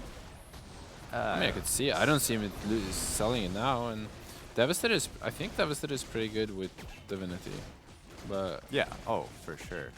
He gets off, you know, 2-3 bombs around. Yeah, it's crazy good, yeah. Does lose 10 health now, though. And Riptide also losing against Neutron, actually by quite a lot. So that must be feeling bad for Riptide. Pure Jean, look at this. Tuchola Elder 2, Shadow Devil 2. Wow, there's so many Dragon Knights. What's going on? He's looking for Venom. Where's Venom? That's such a big deal. This is a scary team. But what do you even put in, like, when you find the Venom? Like, how do you... Do you cut your front line? Well, he's level 7, which is... Yeah, he's gotta low go, level. Well, he's got to go up to 8 around 21. Yeah, 8 around 21. You take out Thunder Spirit. You put in the 2 dragons. And then the you try and Shiny take Dragon out and the Venom. And who's gotta go? probably, I would say, Tusk. Yeah, okay, so he's gonna skip the Triple Warrior then, I guess. For I mean- now, unless you wanted to take out Shadow Devil, but I don't think that would be... No, yeah, Shadow Devil does so much damage with the Mage buff. I don't see that happening. It's kind of weird that it doesn't have the source, I think, with the Tolella. Does it have magic enablers? Okay, he does Yeah. have a magic A crystal. little So. bit, but 1 magic crystal I don't think is enough. For No, I Tortorella agree. there. Tolella needs a lot of mana Yes. to get it well off. It's no joke, honestly. That's why the source is so important for most mage counts. Look at Mostly because this. of Tortola Elder. Level 9, round 21. I love it. I absolutely Yeah. love it. Yeah, but this is so cool because now he's gonna get the chance on legendary units, right? Oh, yeah. And he doesn't have to roll, he doesn't need much economy. He basically is gonna get free rerolls by just being level 9 this early. Yeah, and For he's the looking round roll. for Soul Reaper as well, which is going to be easier to hit. Could he even go for Ghost Prophet at this point? Instead? Yeah, I'm not sure if that would necessarily be more beneficial to him. The fact that he has a 2-star Venomancer, though, is actually insane. Yeah, that's so as much well. minus armor, right? Like, yeah. he's been naturally rolling, like high rolling, Yeah. to say the least, and then forcing levels with... But that's the upside with this strategy, right? You With go up to economy. level quickly, and then you get those free rolls from each round. Oh, I mean, and not... I mean, there's gonna be high level rolls as well, very early in the game. So yeah, Vincent definitely playing this aggressive leveling strategy, putting pressure on his opponents, but also reaping the rewards from it here. Yeah. The thing that would be scary is, like, if some of these people that are lower HP get put up against Vincent, they're going to have a really tough time. Like, MDNG Police might actually be out here. Actually, it has a 3-star Hell Knight, though, which is kind of scary, but... I don't think it's gonna be out. He does have that pre-shield, but it's gonna take a big chunk of damage, that for sure. Yeah, it's going to go probably under 10. Yeah, there's a lot of damage with all the summons. Yeah, it goes to 7%. Yeah, this is not good for MDN, please. He really needs to find that light blade paladin. Is MDNG please taking the spot of Wabweezy though? Oh yeah, good question. So Why have we not thought about that until now that there's 8 players in the game? yeah, I think that might be what's going on. Oh yeah. I'm not sure if his points would go to Wabweezy's points or if he's just If it's like a stand-in or if it's stand-in. I don't know. I'm sure we'll get confirmation from the admins later this match or maybe next round. I hope everything's okay with Wab. I'm sure it was Yeah, something going on, but look at MDNG please getting put up against Vincent twice in a row. That is absolutely devastating and the last thing that you want when you're at that low of HP. Yeah. Getting put up against the #1 player in the lobby, 2 levels ahead of you, super high rolled. Yeah, and he hasn't found an upgrade since last round, so does Although put up he's- a better fight this round though. he's Has a bit not better dead. AI RNG here. Alive. Yeah, he does stay alive. He won't win this round, but he's gonna stay alive. Only losing health from 1 unit here, but one more loss, and I think it's gonna spell doom for him here. I mean, if he could pick up that light blade though, that's Yeah, it's gonna keep him alive a little bit longer, but he's gotta be lucky if Riptide goes out before him. He's only level 7. I mean, yeah. that's just. And now he found the Berserker. Wow, I didn't even think about that he didn't have a Berserker until now. It's only level 7. Yeah, and it's only a level 1 Berserker too. Yeah, this is rough for MDNG, please. Yeah, I almost And wonder for if a while, I Priest, guess. Priest, he ended up selling it obviously because I think at this point he's thinking if he loses, he's out anyway. Yeah. So no point in keeping the Priest bonus in. Totally agree. Let's see if this is gonna be the last round for MDNG, please. Seems that way. Yeah, here's all the burst damage coming, and the Double 2 two-star Dragon Knights are just Dragon gonna, yeah, they're just gonna clean house. So MDNG plays, goes out at 8th place, which we think is replacing Wob at the moment. So 2 8th places. Potentially. Kinda rough. Riptide also not doing fantastic this round. We looked at him previously where he had quite bad economy. This is actually the second time we see God of War with the Glacier Knights. I'm not sure what's going on there. This is not a combo, by the way. It's not a good combo. Maybe it is. Maybe that's what these high-ranked players have talked about working, and now we see it twice. Okay, chat. I'm not gonna proclaim that I know better than these top pro levels, but if you just work it out, okay, we have Knights. They're very tanky already. They need a backline. They need CC, right, to back them up. God of War does neither of that. It doesn't deal the damage, and it's just tanky on its own. Second, we have the Glaciers. It gives attack speed to all of your units, Look at which him God doing of work War on is this. not benefiting at all from. He literally does not attack.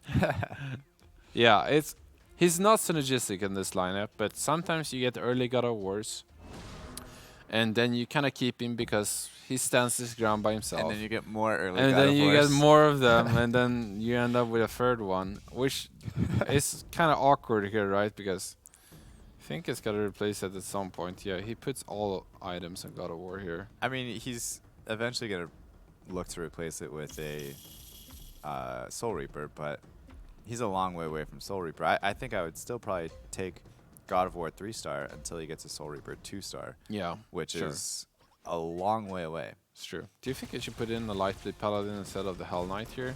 Just because he needs more damage? I mean, he has a front line. That doesn't matter, right? He already has Lightblade and Hell Knight, so I think he still needs them for the No, synergy, right? I think he only has 3 knights. He doesn't have our Golden Knight. Oh yeah, he does have Frost Knight. Yeah, so he does oh have yeah, so he does have 4. Yeah, that makes sense. Seems like he's gonna lose this round, however, against Shuck, which Not is dead. one of the top players. Not that yet, but he's getting close. The 2 Night Glacier guys, I think we're stealing each other's pieces. Yeah. Also, I mean, they are stealing each other's pieces, but I mean, look at all the mage players. It doesn't seem to matter for them. Yeah. I honestly think that the Glacier Knight players have to figure out something else because they have not been impressing in these games. This is a nice comp. Yes.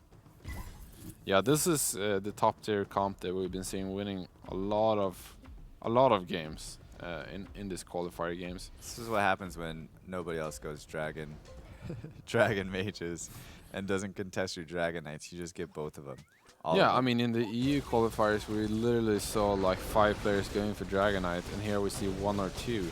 And people are getting 2 level 2 Dragon Knights. Last game we saw level 3 star, Dragon Knight, so that's super crazy. Yeah, Pureshan is very, very powerful. He has a 9-round win streak, and Pureshan he was low early, right? So he's really turned around, so good for him. Oh my pog. Chuck's 3-star sniper Jesus. is very scary. Okay, so we talked a little bit earlier about 2-star with Francis Mac, right? There's a debate whether if it's better or not. But when you get the 3-star, better now. It's definitely better. 3-star and it's with definitely better. And if you put 3 of them, it's really good, right? And then you add a Mealstorm. Yeah, that does trigger on, of course, when attacks. Yep. And the higher attack speed you have, the better it becomes. And the thing with Sniper also is that he has kind of slow attack speed, so he benefits, but high attack damage, right? So he benefits so much from these attack speed items. Yeah, 10k DPS. But look at look at it. Look at his DPS. He hits for 3. I don't know. I can't even count that high, but he hits. It's for like a lot. 600 damage per hit. Yeah, look at that. And even if everything else dies, he's gonna solo 2 units easy with all that lifesteal. Oh yeah.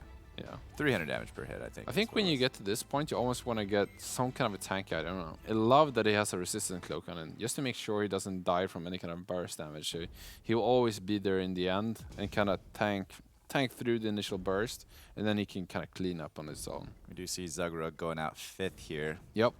Purejan, I haven't noticed him losing much. He did lose to Vincent here. Yeah, he did lose to Purejan.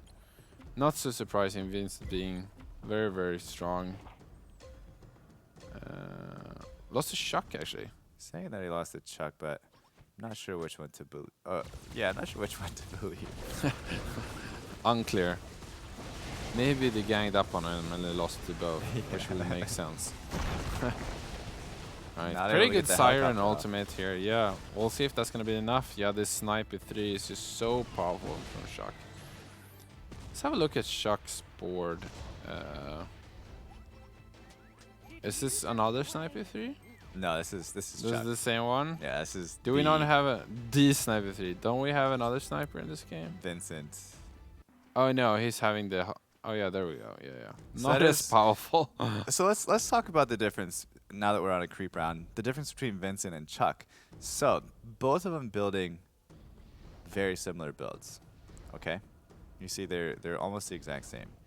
The only difference is that Vincent high leveled, forced levels, where Chuck actually stayed at level 8 and rolled, got his 3-star Dwarf Sniper, almost going to get his 3-star Aegis Ranger, and you can see that how much more powerful that is compared to Vincent.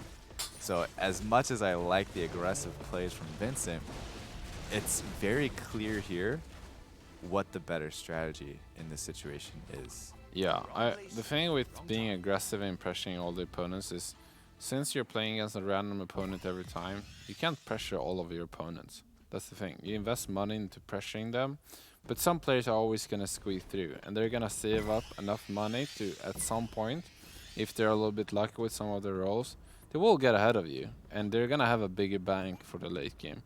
And you can really see that for Shock. He's so powerful now, he can save money to go up to 9. And when he's level 9, he's going to be so much stronger than Vincent. I mean, he's already stronger than him. And with another level, that's going to be even more apparent. Oh my lord. No.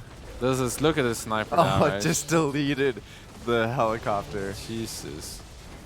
This sniper is going to win this game. Yeah, the items on it and the fact that it's 3 stars, it's unfair. No. It's unfair. Yeah, for sure. 9,000 damage, not even trying. Look at the 3-star It Egersis was and how worth that is. yeah. That is like, you would think that would be more worth it, but 752 damage compared to 9. It doesn't even matter. If you have the 3-star Dwarf Sniper, just keep it there for the synergy, I suppose. Yeah, I know. I mean, you need the Edrigus or Edgersis. I can never say that right. Egersis. Egersis. That's okay. I can never say it right. I'll just continue calling it on that because that's what it is. I'm just kidding. There's some people that Agarisis. Agarisis very, I mean, Egersis. proficient for all Egersis. this physical damage. I mean, the sniper. I mean, last round was so fast, right? Yeah. I mean, he dealt 9,000 damage so quickly. He's at 6,000 in 10 Yeah, seconds. this round he attacked a God of War, right? In the beginning. And The other see all thing- this damage rising now that it doesn't attack a God of War. The other thing that I really love about this build is that it has Marine in it as well. Yeah. So it is countering Pure Jean to an extent. I mean, it's countering because he has that 3-star sniper, right? The scaled units, what they're doing is that they're protecting the highest damage dealer. And as long as that doesn't get bursted, it will tear down the rest of the units. As soon as the front line is down, it's going to be easy, you know. Imagine keeping a 3-star Skybreaker all the way throughout. Without a second mech. Yeah. You know. I assume Neutron has been looking, I mean, especially since Devastator. it's level 10 for that Devastator, that would have been a really good pickup for him at any point of this game. But banking on legendary units, I mean, sometimes you get them, sometimes you don't. There's a reason why it's called the Goblin Gamble, right? Because sometimes you don't get it. It's It's a gonna low be chance. it for Neutron. Yeah. Yeah, Pure Shun is also really strong, and I like his positioning. It has a helicopter too. Wow, Pure Shun is... Vincent almost getting knocked out Wow. here after having such a strong start. But if Vincent gets put up against Chuck again, Yeah. Vincent's is third. If Vincent gets put up against Pure Jean, Pure Jean is third. Because no one's beating Oh Chuck wow, right that's now. a Ghost Prophet too. Yeah, Chuck is winning this game for sure. So it's kind of a roll here, a bit of RNG who faces Chuck. Yeah, that's all it is. And I think with Neutron going out, it is going to be Vincent versus Chuck again, unfortunately. Right. Oh. But Ooh, can they face Vincent each other. can Vincent beat Pure Jean though? That's the other Ooh, question. this is the way more fun way to do it, right? Have them battling each other for second place here, at least from one side. Oh, Alright, so Pure Shen got to play against Chuck, so he got defeated. And is Vincent gonna survive against Pure Shen? It doesn't really matter at this point, but I mean, it's a creep round, but the answer is no. no, he's not gonna win against Chuck. But I meant if Vincent also lost against Pure Shen, it would have been, Yeah. close who goes out first. But since Chuck has, the reason why he's so strong is because he has such a powerful sniper. So Vincent is going to end the game here on creep round. Yep. Not dragging this out longer than it has to be. Chuck literally had his build times 10 Yes. virtually. With this Dwarf Sniper, it's times 10. But so we have Chuck first, Vincent second, 2 games in a row. Yeah, I mean, they're super dominant so far. I think Chuck has been the even more impressive player here. He's just been rolling quite hard with his comps, and we haven't seen like that more classical to like the Hunter build without Feather. Yeah, Yeah, we we saw saw- it twice, Yeah, This and game, it's been doing which great. is it's fun to see. It's fun to see, and it goes to show that it still works. No, for sure. Got 1 and 2, even with somebody contesting the same pieces as the next highest rolling player. Yeah. It was able to get them a high ranking. So Yeah, so we see a bit different metagame, right?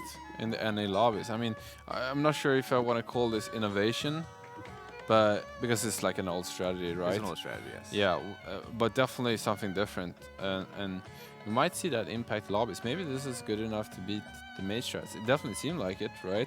Yeah. And if that's the case, maybe people are kind of figuring that out and there will be less mages. I mean, The thing to note here is that Purejun had an extremely powerful Dragon Mage comp. It Yeah. was about as good as you could probably make it at the end of the day, and it was losing not only to Chuck, who was severely high rolled, Yeah. but it was also losing to Vincent, who was high rolled, but not like as high rolled as Chuck was. I mean, like that was Chuck actually really had the insane. dream. Yeah, he not only did he high roll with his units in a comp that's very Items. powerful, but the Oh, items were just perfect on the sniper. Triple Frantic Mask. Yeah, at that point, Mjolnir. Of course, also resistance cloak for good measure there. Yeah, so good on Chuck to get that second game, kind of making him go further than most, and also Vincent coming second again. Is that Yeah, correct? Vincent second again. So really ahead those of the two pack. kind of taking away Yeah, the lobby right now. but I think the story of these two games are actually Glacier Knights, not on the positive end, but the negative end. I've been down on Glacier Knights. Even you heard me in the EU qualifiers. I think they're the thing with Glacier Knights. They're like supposed to be good against mages, but I don't think they are. I mean, honestly, maybe they're good theoretically, but I feel like they're just less powerful of a setup. You almost need a high roll with them. You need to have a high. I know You can't win you're with like, anything. You're like the you high can roll. with any- True, but I think having a good start with them is like kind of important. Kind of like with Yeah. assassins back in the day when assassins Right. were even relevant, which we haven't seen anybody play assassins this game. We had Orin kind of throwing the assassins, but that's not assassins. But you kind of have to play them from a win streak. You can sort of lose streak into them because they have the priest, and it's not the worst thing in the world. Sure. But the fact that two people were lose streaking into Glacier Knights this game, it was a I little think rough. one of the awkward things with Glacier Knights is also that there weren't a lot of mid-game units that cost a lot of gold, like 2 and 3 gold.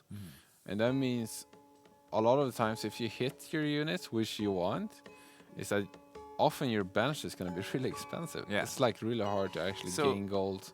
And that can really warrant that it becomes. That's why it's so important to have a good start with them and start streaking, because otherwise you lose so much money by both having an expensive bench and not actually winning them in a round. So since we're on the topic, the person that does Glacier Knights really well, and it's kind of like a gamble almost as well, is T-Tigers in the other lobby.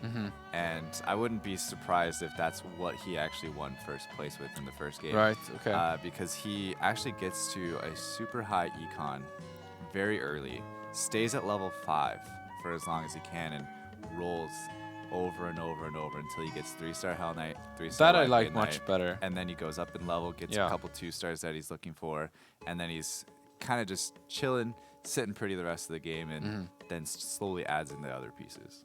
Okay, very interesting. We'll see if we can see that in this lobby as well. But for now, we're gonna take a break before the third game, and we will be right back.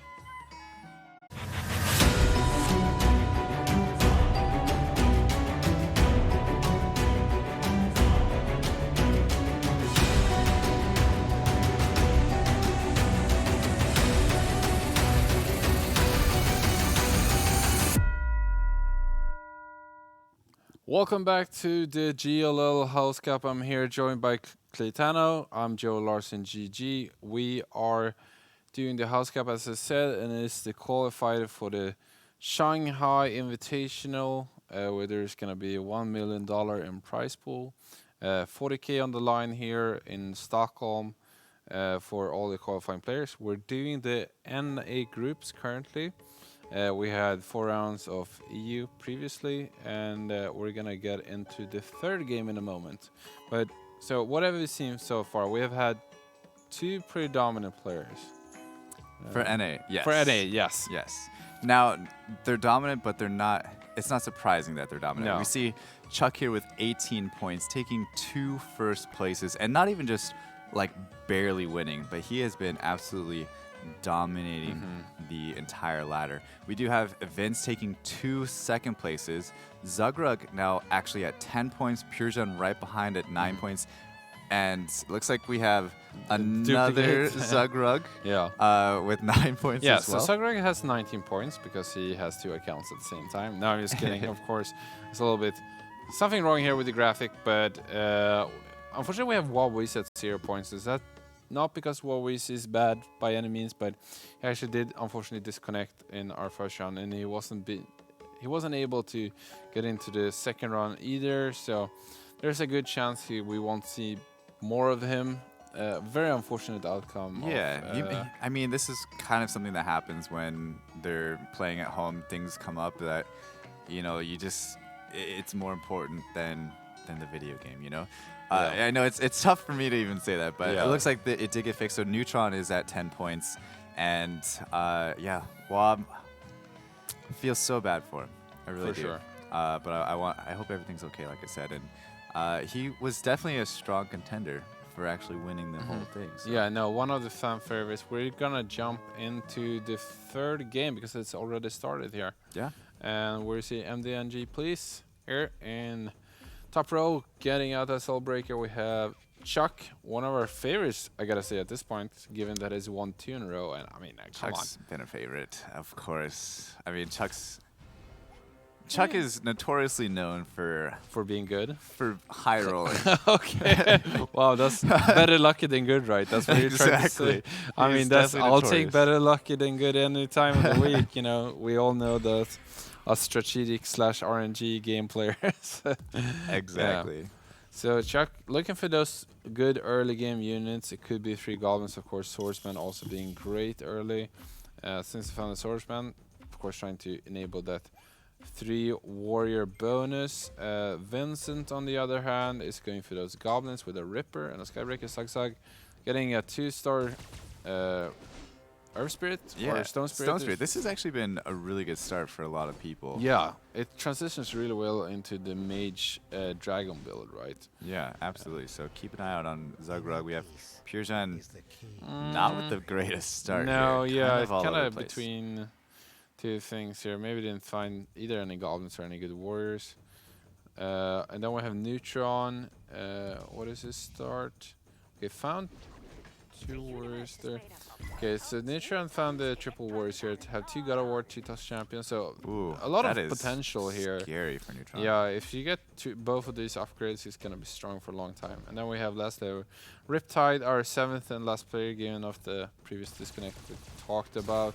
It's kind of in between both warriors here and goblins, which are the most common units to start with early, because it gives you the highest power spike for the least amount of gold, the easiest way to have a early synergy, but while still being able to sell all these units, of course. I really wouldn't be surprised if Purejan open forts.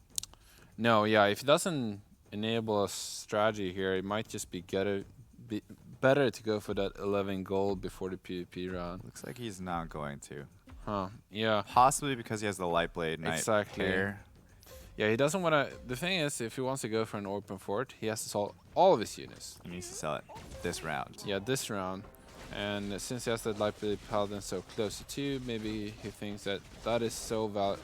It is worth 1 gold to keep them around, basically, to be able to pair them, and that way I can actually come back into something very powerful early. We'll see if he gets rewarded for it. Yeah, yeah. In the next shop here, but it's... I don't know. I wouldn't even call it a gamble. I feel like it's like just an estimate about like trying to hit it, but I don't know. I started to be a little bit against Knights, I guess, because I feel like they haven't had that much success, so that actually brings it down for me of being worth keeping. I don't mind starting a new or some other synergy. We haven't seen any feathered in either of the 2 NA games, have we? No, we have not. Which is very interesting, honestly. I mean, there hasn't been that many Knight players either, so there's not really that many opponents to prey upon. And we have seen a fair amount of Hunters, right? Yeah. So which feathers aren't that great against, right? Because they have, of course, the piercing from their skill, right? Yeah, this is a pretty yikes start for me. Yeah, does have the 3 warriors, but yeah, picked up a pair of Phantom Queens. Okay, I guess. I see a good old favorite of mine. I see 2 queens and a warrior spirit. Oh, yeah. There is potential there.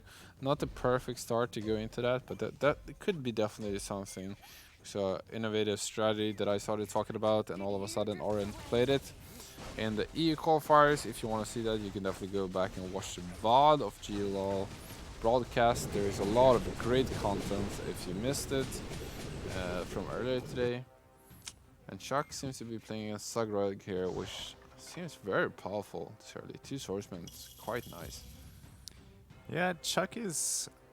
I think he's playing from a position that he hasn't felt in this tournament yet, or at least in this round of the tournament yet. Not necessarily being super strong right off the bat here, but as I say that, he does pick up a Tusk champion. He's going to throw in this Poisonous Worm. And, wow, he also gets a Werewolf as well. So, pretty big power spike. And I was going to say, I wonder if he has some magic crystals to throw on him. Does. And he just, no pun intended, chucks them on there. So he's got now the Warrior Beast looking very strong. Oh, this ended up is such selling an his Shining upgrade. Dragons and his Venom. He basically got his came in, he got a better warrior, he got an upgrade on Tusk Champion, and a Poisonous Worm to put his magic crystals on. This was like one of the most insane power spikes I've seen. And like relative how strong you were the previous Yeah, time. it's almost a completely different team. But he's still losing he to Sagrog, which we have seen. He has, I mean, he has the 2-star Swordman now. That's just Swordman is so, especially if you have 3 warrior against 3 warriors. Swordman is so good because, I mean, he's tanky, but it deals mostly magic damage, and it deals it in AOE. And most your opponent's units are gonna be, I mean, all of them are gonna be close to him. So, very massive early unit here that also could. I mean, potentially translate well into the late game if you get, for example, mages to increase his damage, and is also pretty nice frontliner. Not a bad hunter start though for Zagrug. That is true, yeah. I think they see the light in the hunters after the Chuck Vincent devastation last game, with just the typical hunter build. You know, the classic 3 hunter with Soul Reaper, but. Yeah, picking up that early sniper as well is pretty crucial. Yeah. Just needs to get up to level 6 to add that Aegis Ranger. No, for sure. I mean, I don't think Sagra is going to go out of his Swordsman anytime soon, but I like that his frontline is so interchangeable in this strategy. I mean, you usually want the Abyssal Guard for that Marine bonus together with Siren. But otherwise, you can get 2 K-Men, you can get Werewolf and Tusk, because of course, the beast, the extra percentage physical damage for all of your hunter units is super powerful because there's so much physical backline damage. So I like that there's always options with these strategies, and that just enables you to get 2 stars much more easy if you have some flexibility of what you can do. Let's talk about Vince. He's kind of wavering back and forth whether he wants to go with the Warpwood Sage, but does pick up a 2-star Water Spirit. Yeah, and a 2-star Queen, right? Yeah. Well, does he have a 2-star Queen? I believe so. He does, yeah. So yeah, he could potentially be running This is Assassins. literally what I talked about previously. You get Water Spirit and Queen that nobody's playing, and you combine it with Soulbreaker for an early power spike, and then you switch out that Soulbreaker later for a Venom, and you try to pair that with mages, because Water Spirit and a Queen, while being assassins, they deal a massive amount of magic damage. You have an extra potential damage from the mages. Super good with this. Yeah, actually just a 1-star Queen for now, but okay, he did pretty much sell his bench, so that does mean that he's going to essentially focus on assassins at this point. With that 2-star Elder, there's a good chance he's actually going to move into some elusive assassins. He did actually egg it, by the way. Oh, wow. That's... I wanted for to me, make sure. surprising. Honestly, not surprising for me because right before I left to come here, I had a stream with Vincent, and he was saying that he would actually egg a Warpwood Sage at this early point of the game, and he's not basically putting his own teaching into practice. I mean, yeah, that's what you gotta do. If you believe in something that works, that you should go for. I mean, especially if you had success with it previously. I mean, Vincent is already, we have seen him being a really aggressive player, so it does make sense with his playstyle, especially since he already had a 2-round win streak. He's gonna be able to prolong that, hopefully, into something like a 8, 9, or 10 round win streak, given how powerful his start is.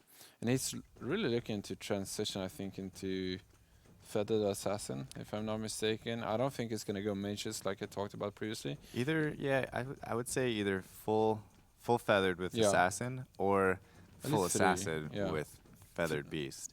Yep. And this might be the first time where you get to see some assassin, like full assassin gameplay. Right. Or even in this feathered in tournament. NA. Yeah, even feathered in an A, exactly. Riptide again with the hunters. Actually, this is not the hunter player we were looking at previously. It was Zugrug, Yeah. right, that had that early 2-star swordman. Yeah. Now, Riptide also going a very similar build, but adding in the Flaming Wizard for right now too. I would actually assume that Riptide is going to be transitioning into mages instead. Yeah, it does make sense. Well, I don't know. He's got His Dwarf bench Snipers say otherwise, though. and 2 Aegis Rangers. Yeah, I mean, does get an awkward upgrade of the ranger there, and you also get the source at the same time. Yeah, this is kind of Unfocused. it's at that point. I mean, I've been here so many times where you're Yeah. getting like good stuff for a couple different types of builds, and you're not sure which one you want to go with yet. You're looking for the game to tell you, hey, Yeah. here's a 2-star dwarf sniper, focus on hunters, Exactly. or hey, here's a 2-star flaming wizard, focus on mages. And No, I totally agree. it could be several rounds before it actually gives you that. But I think this makes sense because I feel like he's evenly into both strategies, and the only thing that I mean, of course, it's costing him money to stay in both, right? Because this could be potential interest he would otherwise get. But if you just get a high roll of either strategies, he's gonna feel so good he didn't go for the other one, right? I mean, it's just the potential is to get into a power spike early when you're this open is way higher. So I actually like keeping this, but the thing is, he's gonna come to a point where he has to decide because he can't bleed gold for too many rounds, losing that precious extra gold for each round from the interest. Yeah, and I think Purgen is kind of in a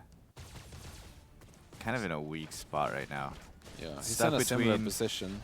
Yeah, stuck between warriors and knights, Yeah, and then also has like a couple hunters that he's sitting on as well. So at this point, he's got to make a decision. I it's believe. even worse for Purgen, I think, because his strategies are so vastly different. Like Yeah. They don't blend yeah, well. they don't blend at all. Either he's going for warriors plus hunters, which doesn't really share any units with knights and glacier or knights, whatever, you know. He actually doesn't really have any glacier units, so pretty far away. Could he actually thinking about going either knight hunters or warrior hunters? I think Knight Hunter is a potential. I don't think it's a very strong potential, but it is a potential. Yeah. Well, sometimes you just gotta have to make do with what you get, even though it could be suboptimal. There is at least the evil knight with Edrigus Ranger Yeah. combination there, so So Chuck looking for a very similar comp to last game. He actually sold the Wormy Boy that we saw him pick up, right? right. Yeah, and I mean we can also see him having a Dragonite on the board though, on the bench. So I think he's hedging just a holding little that bit. for now. I don't know Yeah. how long he's going to keep that for. We're Unless hedging a he's- little bit. I mean, it doesn't cost him anything right now Right. to keep it, but yeah, I mean, why fix what's ain't broken? You know, he has had a strategy that worked before. If he can replicate that, maybe he can get a top 4 at least. He also had a 2-star dwarf sniper 3 rounds ago. Last game. That is true. And it looks like he is going to just give into the Dragon Mage. Dragon Mages right Yeah. now. Probably with the pickup of the source and a couple other things. Yeah. Yeah, so we can say Chuck basically now is playing a lot of. I mean, he's playing duplicates, which doesn't give him actual extra synergy, and you see this a lot where you're trying to like cobble best of best thing you could have, while keeping your economy, and you're trying to transition. You can have some pretty suboptimal synergies going around, but There's it a lot is of a weird common stuff going transition. on. Yeah. speaking about weird things, Vincent having a very okay. Last time we checked in on him, he was going assassins, right? Yeah. Assassins, spirits, feathered. Let's look at him now, because I saw a source 2-star. What? Yes. So he's doing what I said? No. Wait, what is going on here? Okay, because a source would be a tell that he would going, you know, the kind of mage assassin build that we had in the EU qualifiers, but he's still keeping a lot of feathered units, so he does have the Venom and the Shining Dragon as well, though. He's also kind of stuck between two Yeah. plans. He's stuck between two. Who is the other one that was stuck between two? Maybe he's going for feathered dragons. He could be doing that with the back off of like feather dragon and some mages, maybe. Riptide also kind of stuck between two. Chuck kind of stuck. There's a lot of players two. who are staying open and being maybe you could call them a little bit ambivalent between different strategies. Like they can't really decide. Yeah, I think Pure is actually gonna go Knights Hunters.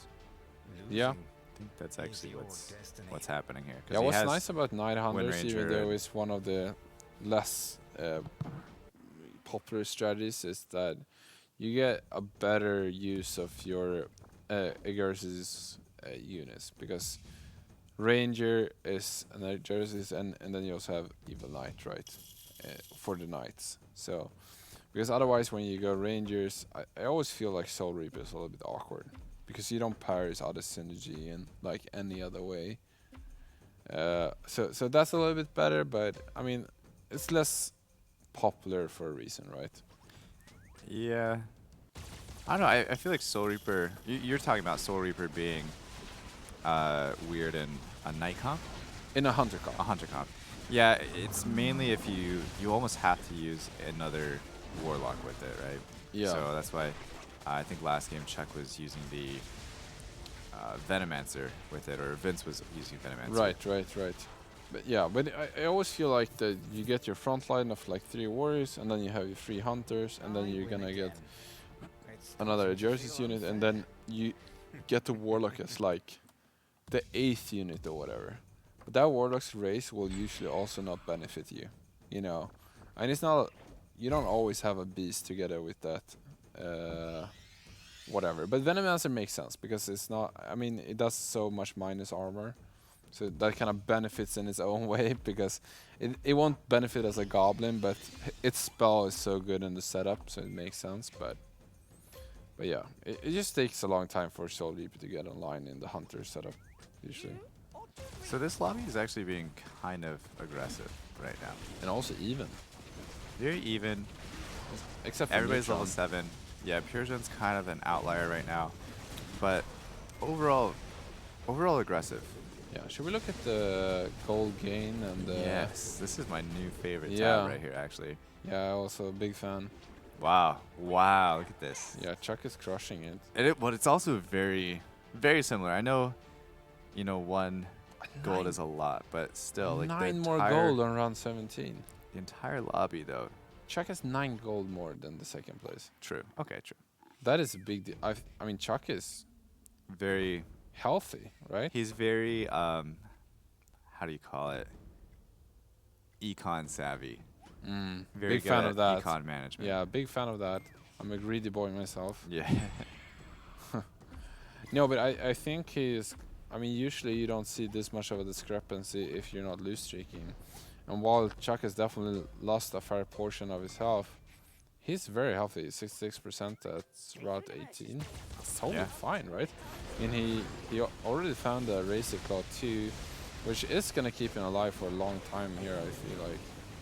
Yeah. And he's going dragons, so his potential of spiking is high. scary. Yeah, scary. It looks like he's going for beast hunters with Razor Claw and Werewolf, so definitely interesting strategy there. It's nice to give a transformed Dragonite, some extra bonus percentage attack damage, of course, because if it has that splash attack damage.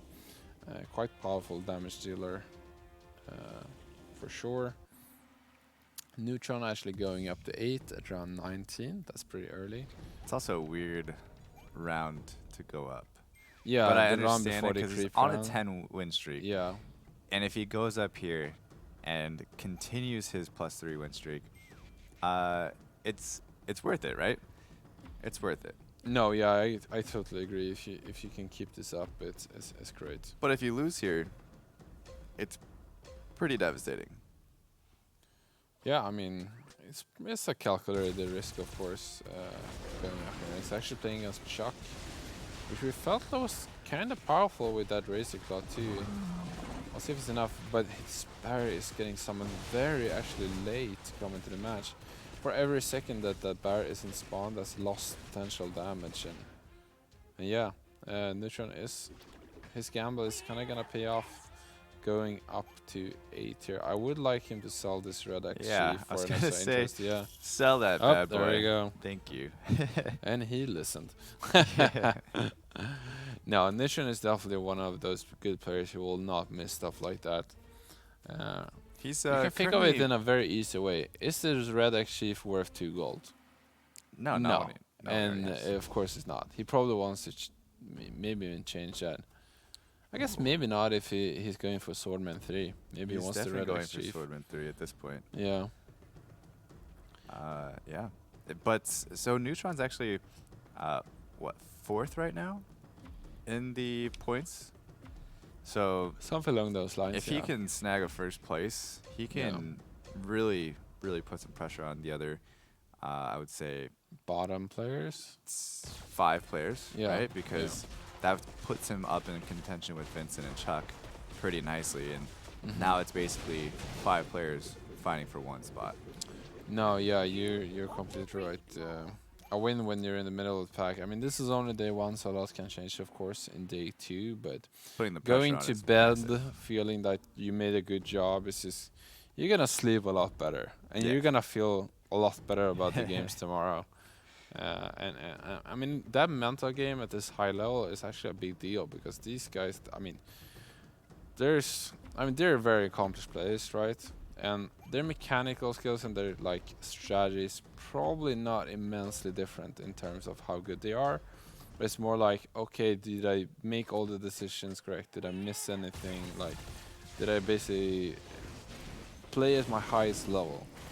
And if you can keep that up, you can win against most of these players, right? Because maybe while 1 or 2 might be better than the others, it's not that much of a big difference that if one player is having a really good day and having good flow, you can win against They those do are a have little very bit better. different play styles. And Yeah. as we've seen in the past, Vincent being very aggressive, not so good here for him. No, He getting punished. went all in. And yeah, he's maybe he didn't get his upgrades that he was looking for. Maybe he didn't find a I mean, I know this is Dragon Knight. this is a common playstyle for Vincent that is very aggressive with his goal. But do you think that could be even better now that we're doing tournament play? Given that it's just important to be in the top 4 every game, and Yeah, not I mean, so necessary to win all of them. especially since he had 2 very strong games previously. Yeah. He just needs to be in the top, in the upper fold, basically, the top 4.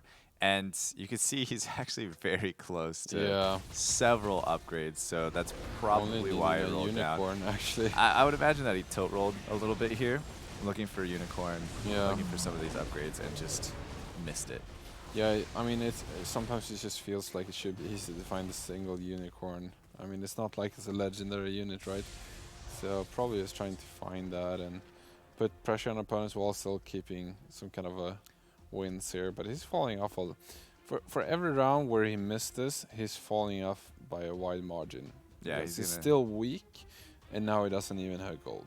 So yeah, he's gonna take some hurting for that decision.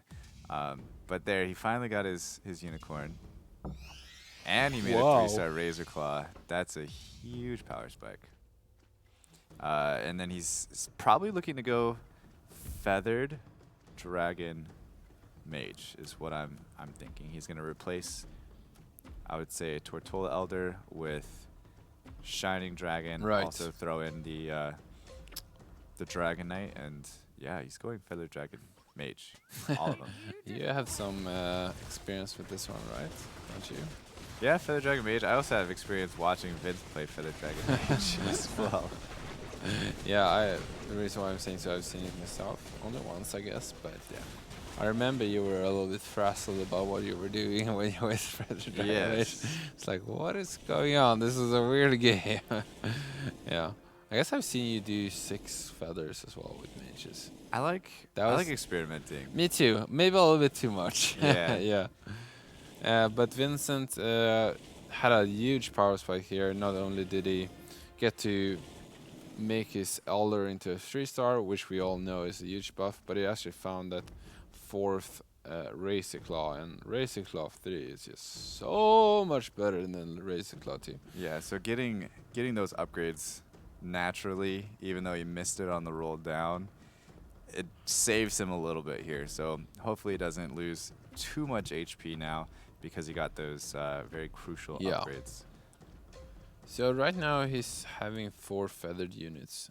Do you think we're gonna see him maybe play 6? Do you think he's gonna take out Troll Elder for Shining Dragon and add a 6th one? Or do you think we're gonna see him remove his tree spawning trend and maybe Shining? I think if he's going Feathered Dragon Mage, Yeah. he's only got enough room right now for 3 feathered. Okay, so He's we're gotta gonna see be him remove Probably up at some other druids then. 9 to 10 if Yep. he's gonna go. Honestly, Razor Claw would be like the 9th or 10th unit. I would sell the unicorn here quickly. Upgrade it and sell it. He's at 7 gold. But he's also only 1 away from a Whisper Seer. But would you want to keep that though, if you're only having 3 feather? That's all he has right now, though. Yeah, I mean he has a Shining Assassin, that's one. Shining Dragon is another. And then Elder is a 3rd, right? So that would already be... Yeah, maybe the Whisperwood Seer is better than the Shining Assassin in this particular setup because...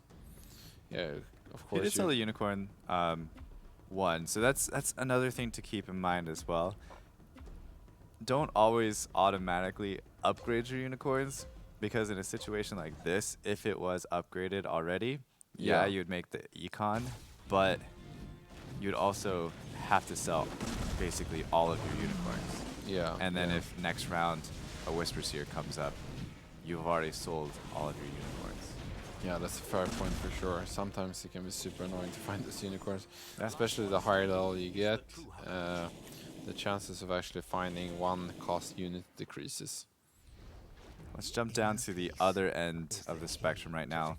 Purejan's been kind of struggling this entire game to put a decent build together. He's kind of pretty far off a lot of 3-stars. Well, like 3 units off 3-stars. Actually, just completely sold his 3-star Aegis Ranger. As we saw last round with Chuck going with the 3-star Aegis Ranger, it doesn't really add that much value. Yeah, Going for a Lightblade Knight 3, going for a Dwarf Sniper 3 is much more worth your time and gold. The thing that's interesting with the Ranger is that it benefits really well from items because of its passive, but you don't want to put items on your 1 cost units, even if they're 3-star. You want to put them on your 3 cost units when they're 3-stars, because even if one has the passive ability benefits from items, the other ones are just going to be so much stronger in a vacuum. An attack speed on something that hits for 450 instead of 150, I mean, even if it gets 50% more damage or whatever, if you do the math, it's still going to be way more to put it on Sniper. So it's kind of a dilemma there for the Ranger. Yeah, Purejan's got to make a decision here, though, because he's at 3% HP. I mean, at this point, I would probably give up on the Hell Knights. Yeah. Yeah, which he's literally doing as we speak. Got an egg, uses it on his Siren here. Unfortunately, no mana items on the Siren, so honestly, I would, move that up, maybe even like frontline here, because if he puts it here in this block, the other Knights are going to kind of come surrounded and protect it a little bit more. He's up against Vince, though, which is... I think he might be okay, honestly. I don't know. We'll see. That bear is pretty scary, and so is the Troll Elder. I'd be scared against this. We'll see. It is gonna be close, but yeah, I think we're gonna see Portion. leaving here at 8th place. So MDMG Police are gonna be in 7th right now. Let's have a look at MDMG, see what he's working with, as it might be the next person on the shopping block. We can also see him having 3-star Air Resist Ranger, which make Pure Sean's decision not to go for 3-star himself even more sense. This Dragon Knight has been around for a while. Yeah, it's an interesting bench hold for sure. I mean, he's not gonna have it. He's not gonna use Dragon Knight unless he wants to use it for the Evil Knight. For the Evil Knight, but I would say he's probably not gonna use it. No, it doesn't seem worth it. He has 4 hunters currently, which is also a little awkward. Could he go up to 6 hunters perhaps with a Tsunami Stalker and then maybe 6th hunter? Actually, I'd switch out this Wind Ranger, sell it, put the, well, he already has mana items on it. I'd sell it, just go 3 hunters, put in another Dwarf Sniper. It's going to be more worth your time to have the double Dwarf Sniper, and then honestly look for the 3-star, because he also has an egg already too. Yeah, it would give him that extra little boost of money. But isn't there an issue of what he puts in once he finds the sniper? No, because he has a couple options of things he can put in. He can add in, well, one, he could find Soul Reaper, or he could put in the Dragon Knight as well if he really wants that Knight bonus. So he ended up selling that now. Alright, so here the option would be abundantly clear that he could actually get an extra gold for it. So this could be a defining decision where he wants to keep Wind Ranger or not. But it seems like he wants to keep around because he's a little bit too scared. And Wind Ranger is losing health technically his highest DPS unit, but Wind Ranger can also be your lowest DPS unit if it misses its ultimate. I don't think it's gonna miss here either because of the position. How the units lined up. Wow, there's so much damage. It's 6 units. Yeah, holy smokes. Seems like, that's gonna be enough for MDMG. Maybe? Nope. MDMG seems to be falling and shock. Not enough for MDMG to lose. Only taking 3 damage, of course. But starting to get close. Starting to hurt here. He needs to find a solution fast to this issue. But I mean, he's so far away from level 9, right? And he's also far away from upgrading anything. So this looks very scary for him. Look around the lobby here and see what everybody's rocking. We have Riptide with the Dragon Mages. We have Vince with the full feathered now, actually. Well, 6 feathered. I mean, it's about as full as you want to make feathered. With mages and humans. And I think he gave up on the... Yeah, he definitely gave up on the hope of adding in Dragon Knight. Yeah, I mean, it makes sense to me at least to go 6 feather with the 3 mages, given that it was... I feel like it was pretty far away from the full 3 dragons. He didn't really have any good venoms, etc. And Shining Dragon is so good at combining feather and mages, so it just makes sense. You also want a pretty strong backline with how tanky your lineup becomes when you have 6 feathered, with that Elder and the Whispers here. And of course, even if the Razor Claw isn't a feather, it provides a lot of extra health to the board. And Wind Ranger does do a lot of magic damage. It does, yeah. For sure. Even Tortola Elder deals some amount of magic damage with his spell, right? Tortola Elder? Or are you talking? Oh, sorry, not Tortola Elder, but Warpwood Sage. Yeah. I always get those guys myself. I was like, Tortola Elder does a lot of magic damage. Yeah, you're not wrong. Technically, you're not wrong, but you probably don't know what you're talking about, right? Yeah, it is 4:30 a.m. here, so I'll cut you some slack. Okay, thank you very much. He has this Warpwood Sage though, pretty stacked up on items. Yeah. Which is obviously what you want with health regeneration and everything, and he is going to be able to get the win all here. The evasion, very close though. Barely against Zugrug. You played well. But I like this because people are starting to fall, and I mean, if Vincent ends up in top 4 again, he's super happy given how strong his first 2 games have been. So yeah, keep in mind though, we're only playing with a lobby of 7 players, so it does affect the unit pool. It affects a lot of things. It also affects the point system a little bit, right? You can't get 0 points. Right. I mean, Yeah. So you can't get last place here. yeah. I mean that does really matter if you're in top 3. I mean, people can't really bump out. I mean, there's gonna be such a big difference for one who gets 9 points versus 0. So you gotta get even further away from that person. So yeah. Winning becomes less good, basically, if there's not such a clear loser or whatever you want to say. Right. Ooh, that was a massive Tortola Elder ult to the face to MDNG, and he is going to take lethal damage and be knocked out in 7th place. Is it 7th? Sixth place. 6th right? place. I'm Only sorry, yes, 7 players. Right. Chuck, though, Ooh. our #1 player, undefeated in NA right now. Yep. 2 wins, 2 games. He's the most economized out of everybody, so he does have some room to go. And he did lose to MDNG, who just now got kicked out.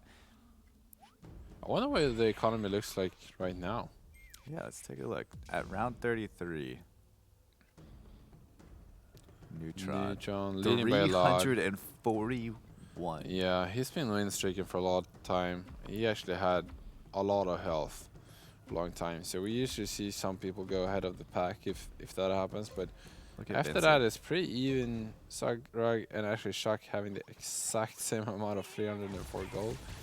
And then it drops a little bit, but Riptide and Vincent are both super low. With Vincent going and rolling down that far, that really hurt him in so many different ways. Yeah, you can really see it here on the total gain gold tab, with him getting less gold from interest every round. Yeah, and you can see he's in a bad spot. Both Vincent and Chuck right now in 4th and 5th place with less than 10% HP. Probably just hoping that one or the other is getting knocked out. Yeah, actually when there's 7 players in the game, 4th place is actually exactly average. I guess it's technically not exactly average because 1st place gives 2 more points than 2nd. But I mean, 4th is the average between 7, right? So yeah, it's the middle. yeah, exactly.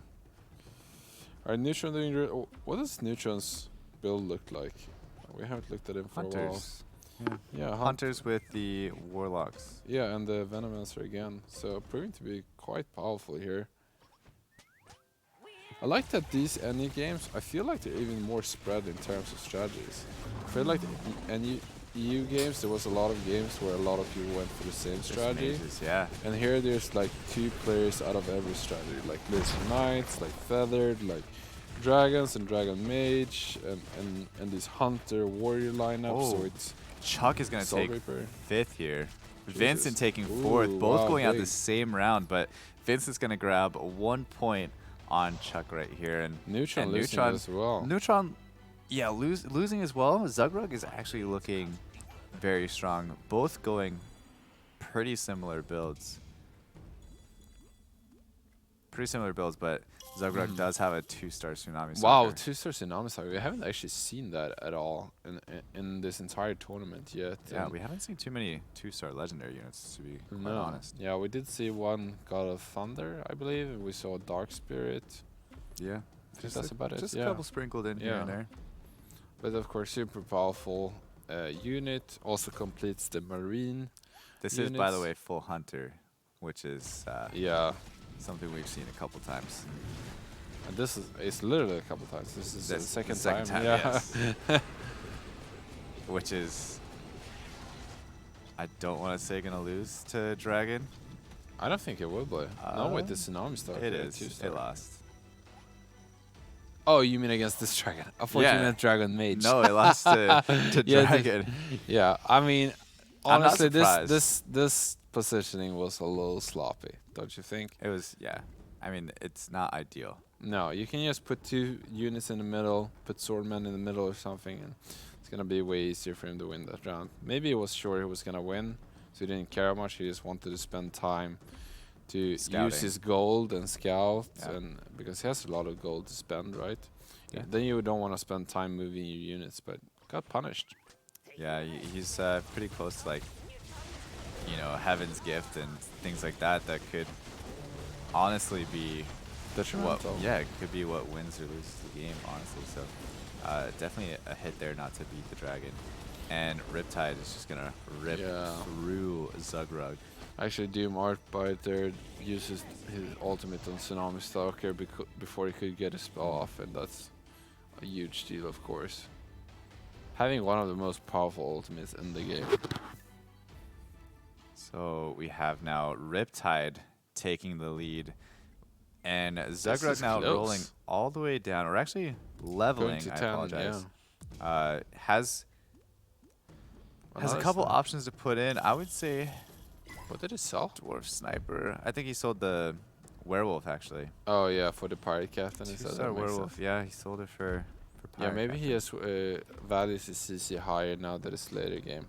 As long as you can control your opponent with 6 hunters, actually 7 here. I mean, the second 2-star sniper is pretty big here, given he has six hunters. Sorry.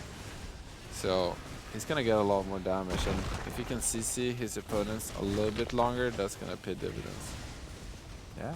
Yeah. And you see that he's Swordman is so good against this team too. fighting the same team 2 times in a row, going up to level 10, adding in that extra CC. And the sniper. Yeah. Yeah.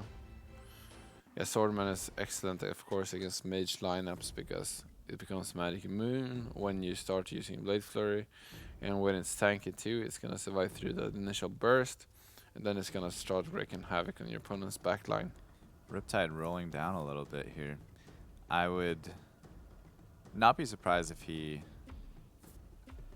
looks to level soon, but he actually rolled down quite a bit. Didn't find anything that he was looking for. I'm not sure what he would be looking for other than a 2-star Tortola Elder, but honestly, I would rather see him level first to get that confirmed increase in damage and just put in the 1-star and then roll down from there with a higher chance of actually finding it as well. Yeah, you might be right. Maybe it's just we're looking for another tutorial elder to take out the Flaming Wizard. Is that too crazy? Yeah. Oh wow, this is actually close. Ooh, Neutron taking some pretty heavy damage here as well to Riptide, putting him at 4%. These games have actually been fairly close. Yeah. Fairly close. Yeah, we saw Chuck run away with one game where it looked pretty stable, but even in that game, all the other players were pretty close next to each other, and then second game, of course, super close. And this one, maybe even closer. The potential honestly. of having 3 people going into 40. Glacier Clan Yeah. is it doesn't happen often. No, yeah, especially at this level where people pressure each other and mistakes will get punished pretty quickly. Of course, you're gonna make less of them, but yeah. Neutron up against the player that he Ooh, just big lost Doom to. on Patrol the Elder. I think this is gonna be easy for Neutron, given that he doomed it. Probably the most powerful unit on the other side of the board being doomed at this point is just super big, right? Yeah.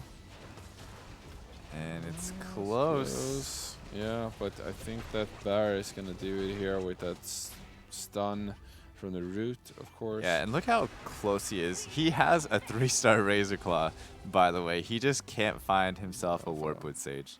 So going into creep round, he's probably breathing a breath of life, hoping that he can find his Warpwood Sage here. And he rolls down, still can't find it. Yeah, it doesn't actually have any much more.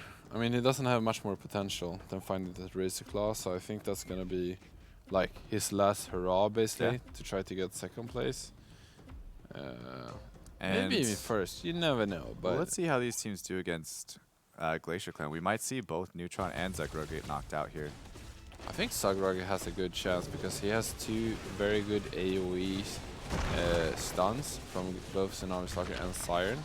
However, I did not like he put both of them in front because now their stuns kind of both overlapped. Yep. So you didn't get the full value for both of them. But it might be enough anyways. We're gonna have some assassinates here. No. He's gonna take damage. No. Oh. Can we get that last unit? That was so close on the last clan. 3%. Neutron Actually barely doing clearing it. it. Yeah. And then Riptide also losing. So only Neutron coming out on top of there. As far as the items are concerned, now let's see what they were able to make. We have a Mealstorm now coming from Zug. What do you think about Neutron being in the corner? Is it actually good for him? You're talking about in the left corner specifically? Yeah. No, in the corner overall. In the corner overall against... I mean, there's no assassins. There's Turtola Elders on the other side. There's also Dragonite, which deals splash damage when you cuddle together. Yeah, I don't think it's ideal. I think There's the also way Shining Dragon. the way Zug is repositioned is obviously a little better. Yeah. Yeah, I think that might be to Neutron's Yeah. fall, actually, He's, that is so clumped up. Yeah. If you just spread out his units, it's not like he has AoE like benefits for his units, so getting punished there, I think, for a bit of a mistake. Sagrag winning on the C side of the board against Riptide. Riptide actually losing to This one's very close. It could to go Neutron, either way. I think. Yeah, this could go either way. I do agree. 11% versus 3. Ooh, got a thunder. Riptide can lose another round before he's out, most likely. But Sagrag doesn't really have any chance or time for mistakes here. He's just gonna have to really try to win this last round. So Riptide deciding to corner his units. Would you have liked to put one of the elders on the other side, perhaps, especially against He's the gonna get pirate hit by captain? this Tsunami Sucker pretty heavily Yeah, here. and also pirate captain, right? Wait, he doomed the Tsunami Stalker. Again, that happened like 2 rounds ago. Yeah, That's big. he is And the good. pirate captain. Both sides are good though. Yeah, the pirate captain actually got off his ghost ship super late as well. So we actually haven't seen Sagrag change positions for so many rounds. Maybe we should experiment a little bit. And I don't like having Siren here in the front. I honestly, I think when you have this many hunters, it's gonna deal a lot of damage. So having it stay alive for a bit longer is good for damage wise, but also you have a lot of other stuns in the front line. You don't want them all to go off at the same time. I think that's a Problem big though is deal. that he doesn't have any mana items on him. That is true, but I feel like since you have Tsunami Stalker got doomed again. Wow. 200 IQ. Doom Doom. Arbiter, Yeah. Yeah. This is gonna be it. Yeah, Sagrag is out, and we have Riptide actually winning this round, so congrats to him. Netting himself 9 points. Sagrag getting that 7, Neutron 6, and going downwards. Vincent's getting that solid 4th place, so good for him. We talked Yeah. about that previously. He's grabbing 1 point onto Chuck with that slight advantage over him. Now, Neutron, again, we talked about it a little bit where having a first place finish here would have actually brought him potentially into 2nd place. Right.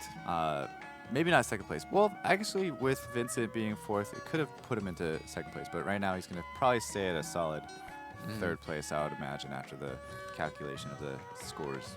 No, for sure.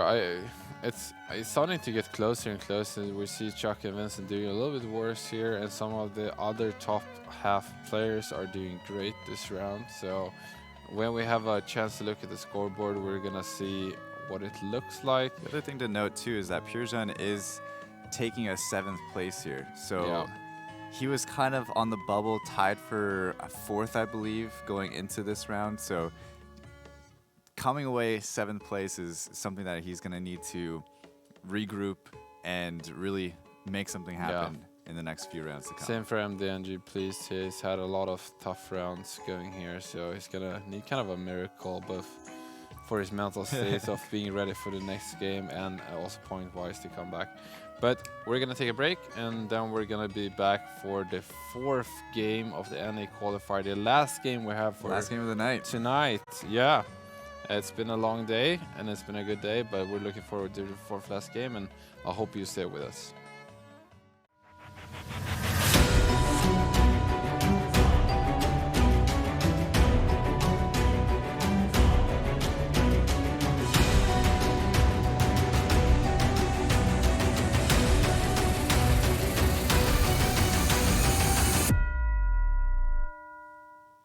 Welcome back to the GLL House Cup. I'm here with Claytano, I'm Joe Larson GG, and we're watching the NA qualifiers qualifying for the Shanghai Offline Invitational with $1 million prize pool.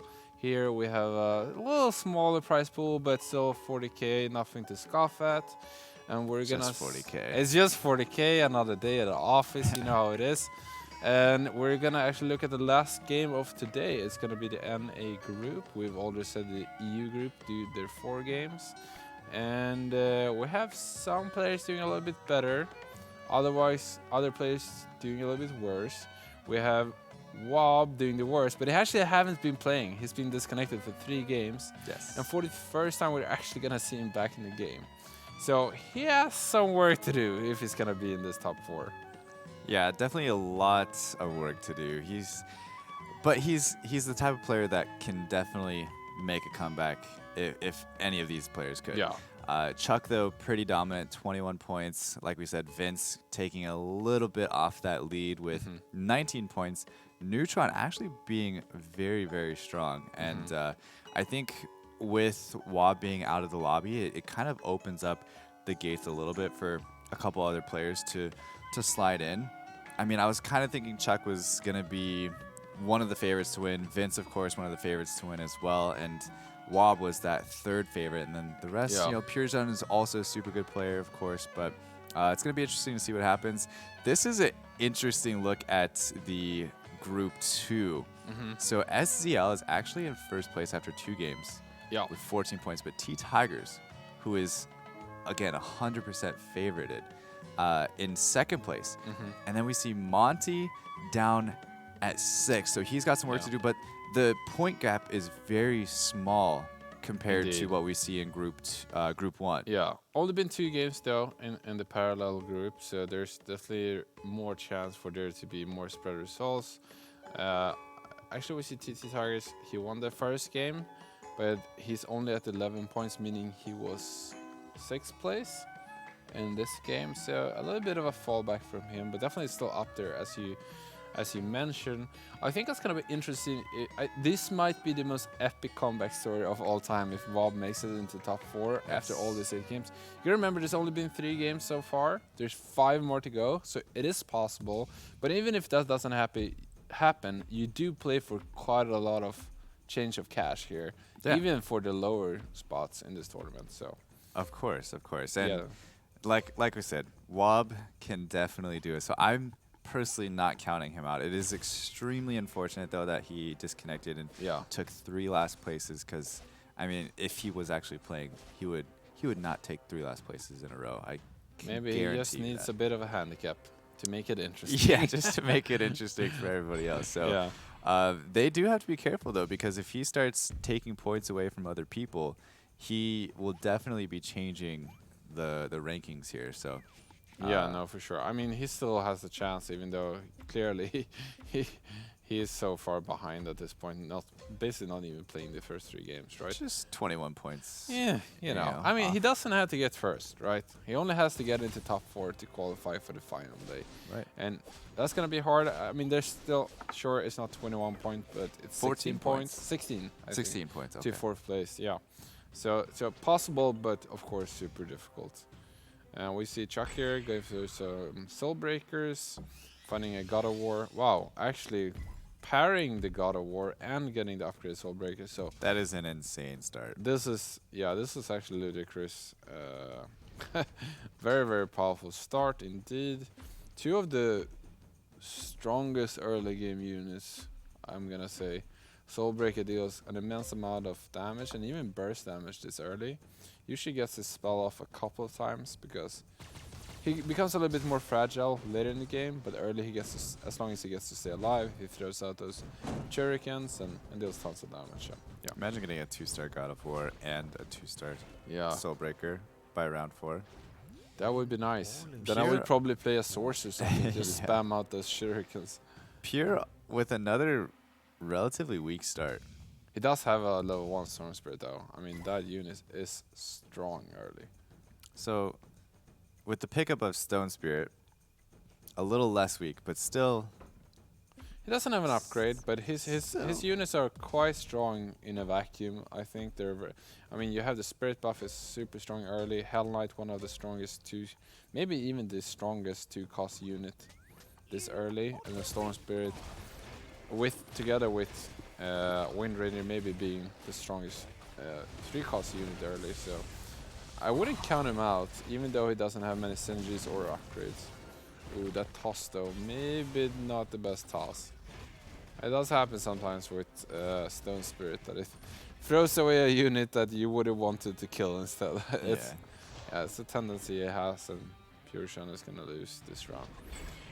Neutron did win his round while keeping a enormous bench. Actually, he didn't have a single upgrade, and looking to upgrade a ton of units. Has a bunch of 1-cost units. And here. not really a whole lot of pairs either, to note. No. He has a pair of Tusks and a pair of Skybreakers. That's it. Yeah, that's kind of crazy actually. He basically went into all different 1-cost units in the game, trying to find something desperately. Really hoping. I mean, thing is, if he wins this round, he has big potential to hit a big upgrade next round. Not only hitting 1 unit, but maybe even 2. But I think these 2 Storm Spirits are gonna prove too hard to defeat. He did pick up a pair of Desperate Doctors, though. Oh lord, that toss Oh. though. That toss to And 1 this HP. Phantom Queen doing some work. Yeah. 1600 DPS. Classic, toss double-edged sword can be powerful to throw away a tank, but sometimes you throw away a unit you were supposed to kill, you get another spell off, and there you are, lost the round. So Neutron super happy about winning this round. So let's see in his shop if he's gonna find those upgrades, or if he's gonna miss again. We do see a Stone Spirit, so that's not an upgrade. Shadow Devil. We do have a Phantom Queen. Oh, he's got a lot of upgrades. Yeah, and Soulbreaker. He's got 7 seconds to make a decision. Yeah, I think it should sell some units. Maybe should he get? No, he's not gonna get an interest this round, is he? He's probably not gonna put in anything either. He wants the 3 goblins, and Phantom Queen is probably the best single unit in like a vacuum together with this. So It's going to cost him, though, his streak here. Yeah, I mean, I think without any upgrades, it was only a matter of time before he was gonna lose. Well, I mean, if you're going into round 6 and you've won the first round 4 and round 5, and you don't level up to level 5, But I don't know if it's gonna be enough anyways, because he doesn't have a single upgrade. Even but if you'd be he- surprised just even adding in a second Phantom Queen is huge. Yeah, I do agree that it's huge, but there was more players who actually went to 5. So if he plays any of the other players at 5, he's probably gonna lose. I think that's what he was scared about. That maybe it's not worth to invest his money. But then again, he didn't get an interest anyway. He actually didn't sell anything. So And he just leveled. yeah, now. I do agree it was a mistake the way he did. I think you either need to sell something to get an interest, or you level up. There's only those 2 options really. Yeah, if you don't do either, then you're Yeah, going backwards. Yeah, kind of getting the worst out of 2 worlds. But yeah, did level up now, and did get a Tusk champion upgrade and a Heavenly Bomber, so pretty big upgrades, all things considered. Structil crushing it. Okay, nothing has changed here. 2-star Soulbreaker, 2-star Skybreaker. Jesus, that is a pumped up Soulbreaker too. Yes. 2 Kel armor and Magic Crystal and the ring. This is a classic goblin item build, by the way. Just jam all your items on the strongest goblin, because you know you're gonna sell them anyways. I mean, just make it as strong as possible for now. That's one of the reasons why goblins are so strong early, is that, I mean, they transform into, they're all 1-cost units, and when you get into 2-star, you can sell it from full retail. And at that point, they are pretty strong, so giving them items really matters.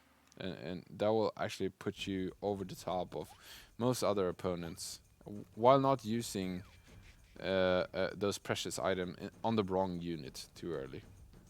Alright, so not sure about what's going on in this particular combat. Seems to be some hidden Tetris combat going on.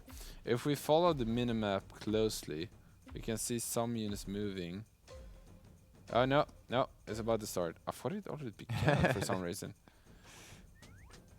That was a long wait between the rounds for sure.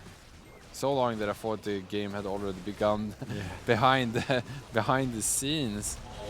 But yeah, no, it didn't not happen, of course. MDNG, please. Pretty strong here. He's gonna lose this round, however, to Neutron. Chuck is doing so well. 99%.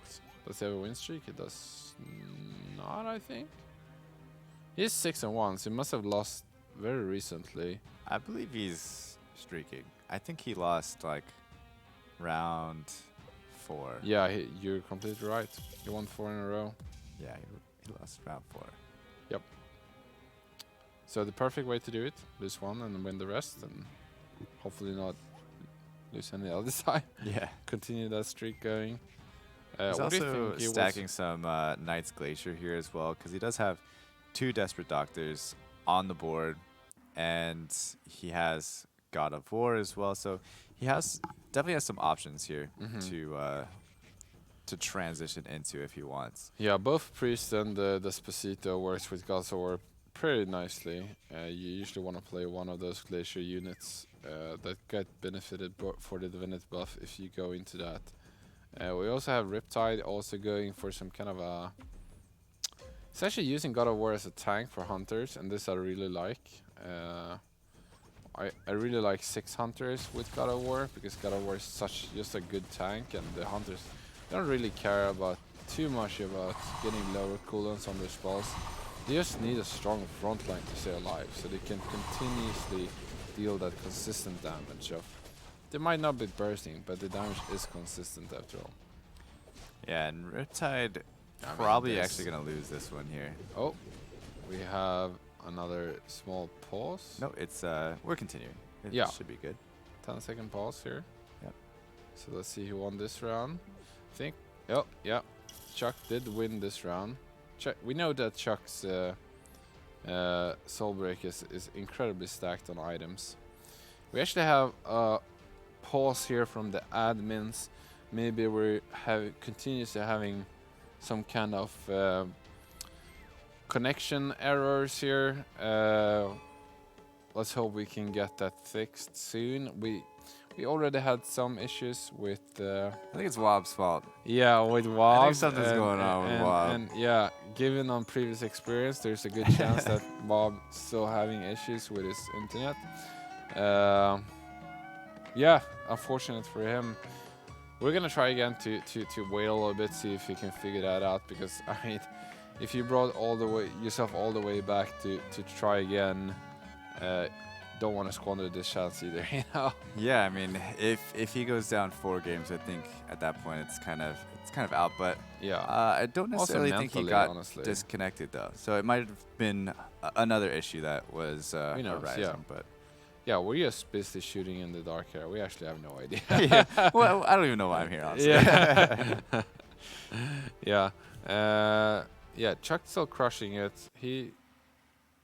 So Riptide, yeah, he's in that, and okay, so he's going into some Knights here, trying to transition away from his Goblin.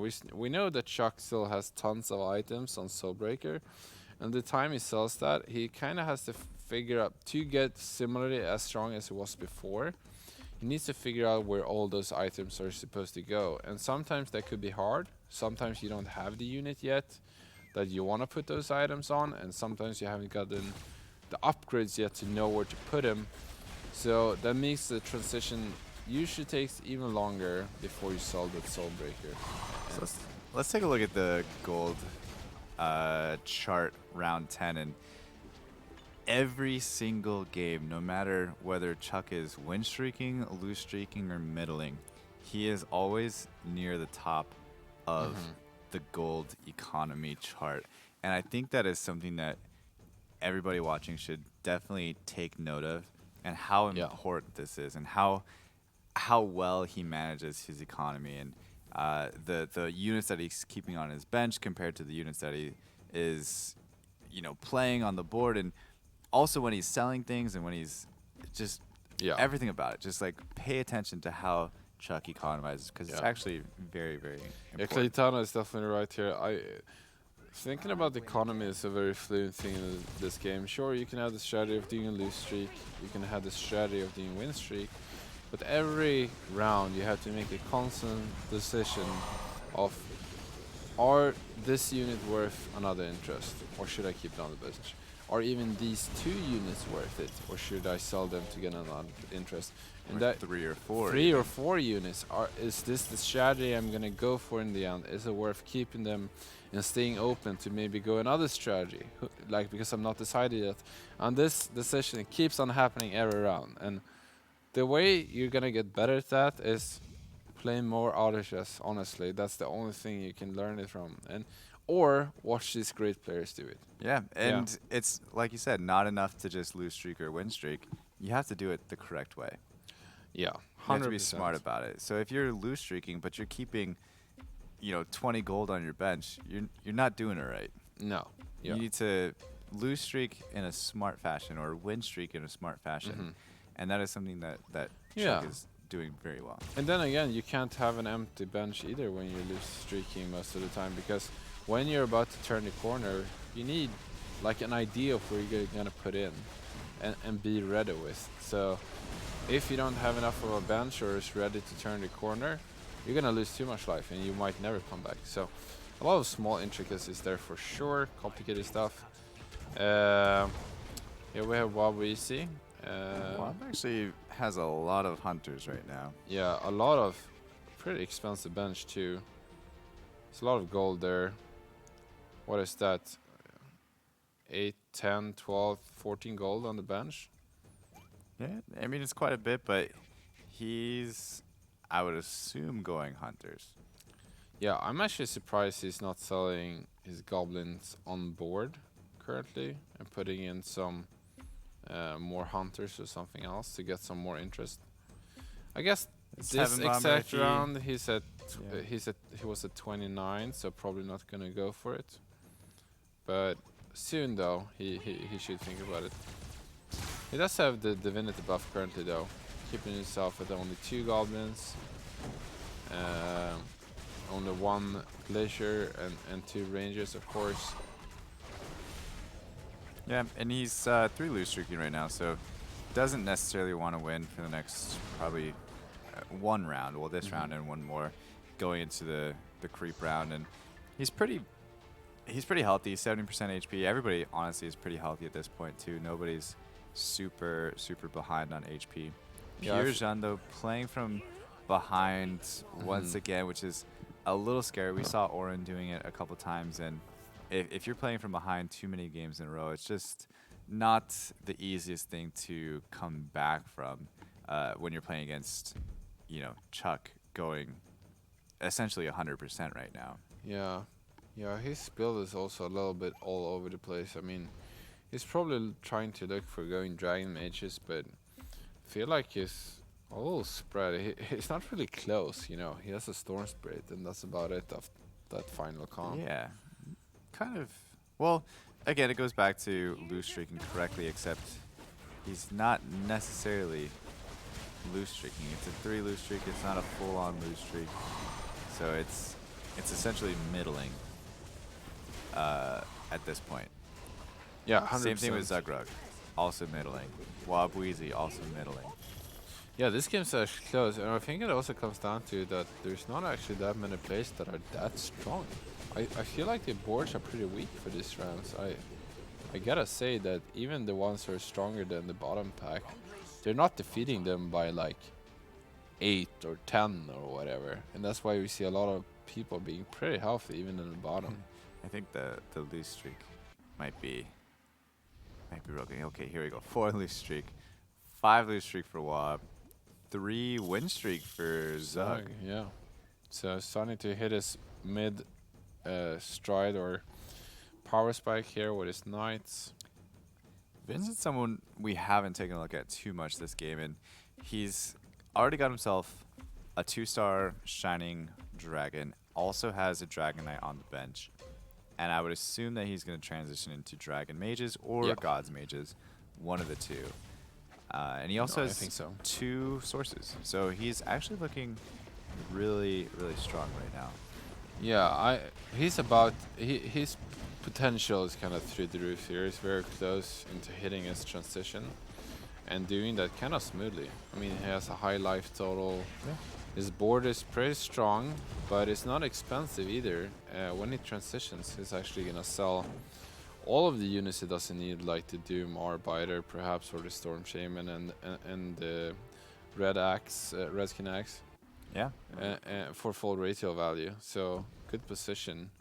You can see that all the units like Werewolf, Doom, Storm Shaman, and Red Axe, they all sell for the gold invested into them. So good situation here for sure. I mean, I don't think he's gonna sell Werewolf. He probably wants to keep that one, but could sell it if he would want to. And now picking up 2 Dragon Knights. So this is early. Yeah, we're just one away. That's crazy. Sort of high rolling Dragon Knights. If he gets one in the next, I would say 4 rounds, even before round 20, it's going to be looking really, really good for Vincent. He just needs to grab himself a nice Venom, and he'll be in good shape to pick himself up some points again this game.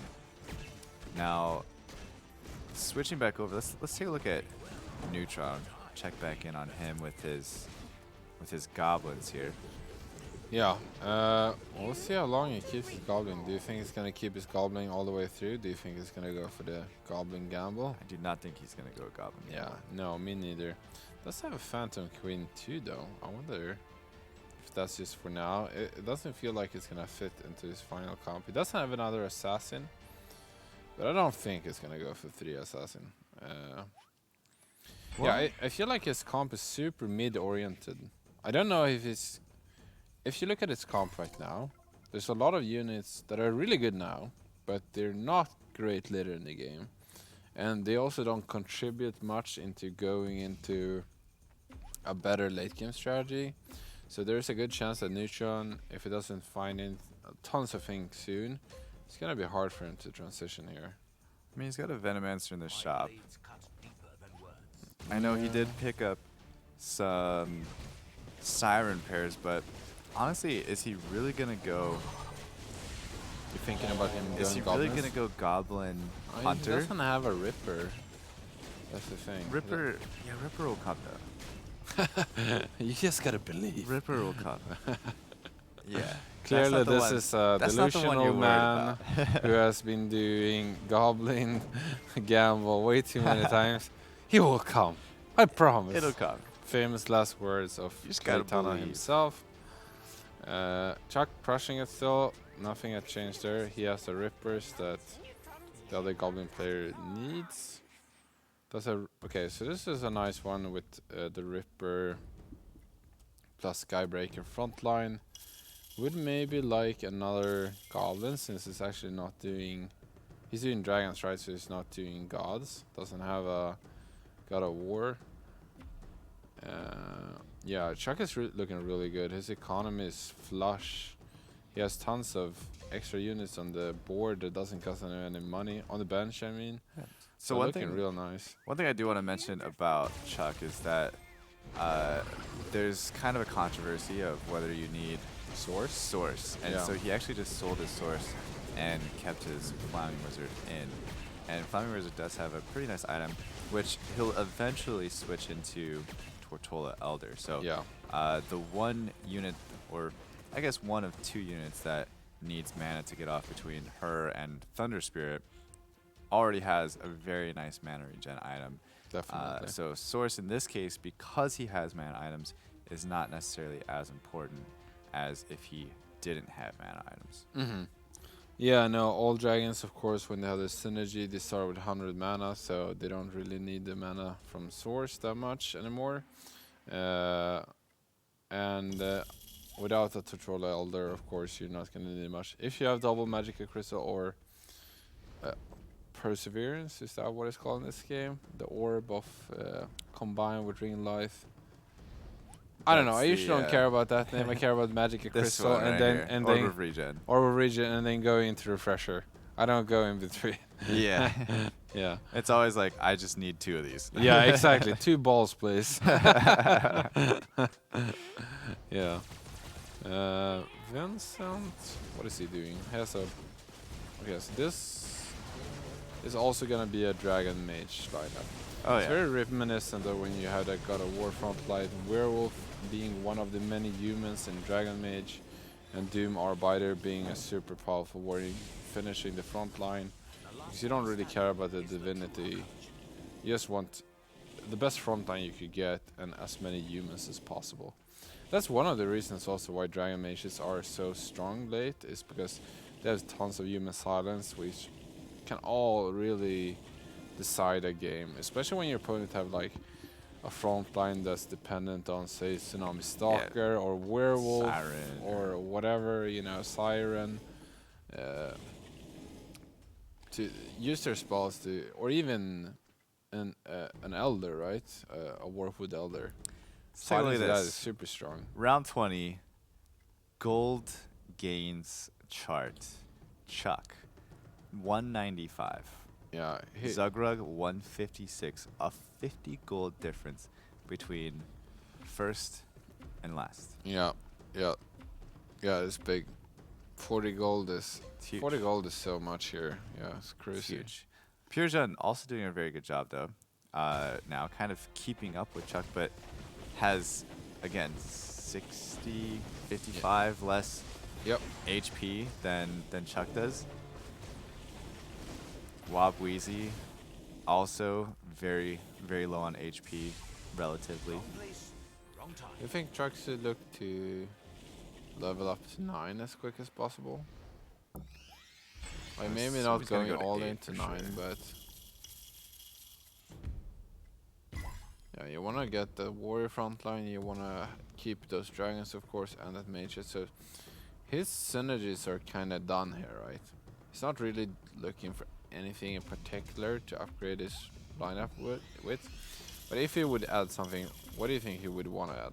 He's probably going to add the Dark Spirit for spirits. Yeah, I mean I could see Or- that. and then Just a switch out super Red strong Axe game too. for Pirate Kit. Yeah, yeah, that would be good. And then he gets 4 humans, and he'll be chillin'. Chillin'. Gucci, Well, as they say. He did not chill in this round at least. Nah, he Lost got against actually- Fusion, which is actually last Yeah. on the health board, but it seems like it's got quite the power spike here with double Thunder Spirit, or Sun Spirit, I should say. Super strong, yeah. Yeah, Fusion, and we've seen him like essentially forcing this build into existence, lose streaking into it, so that way he can start finding his dragons and his mages, and luckily getting most of what he needs. He'll probably end up getting a 2-star Dragonite here pretty soon. Got himself a 2-star Venom, which is super big. And then really close to... Oh, he got his Dragonite. Jesus now also Christ. really close to a 3-star Thunder Spirit, Yeah. though. this has not been 3 though. Pureshun is at level 7 and he has 13 gold. Everyone else is at level 8 and most of them have pretty solid economies. But interestingly enough, this is actually round 22 and nobody has 50 gold. And this is the first time we see this. Yeah, well, it's also, again, reading the lobby. Yeah, So, it is a good testament to Yes. something you've been talking about a lot. right? absolutely.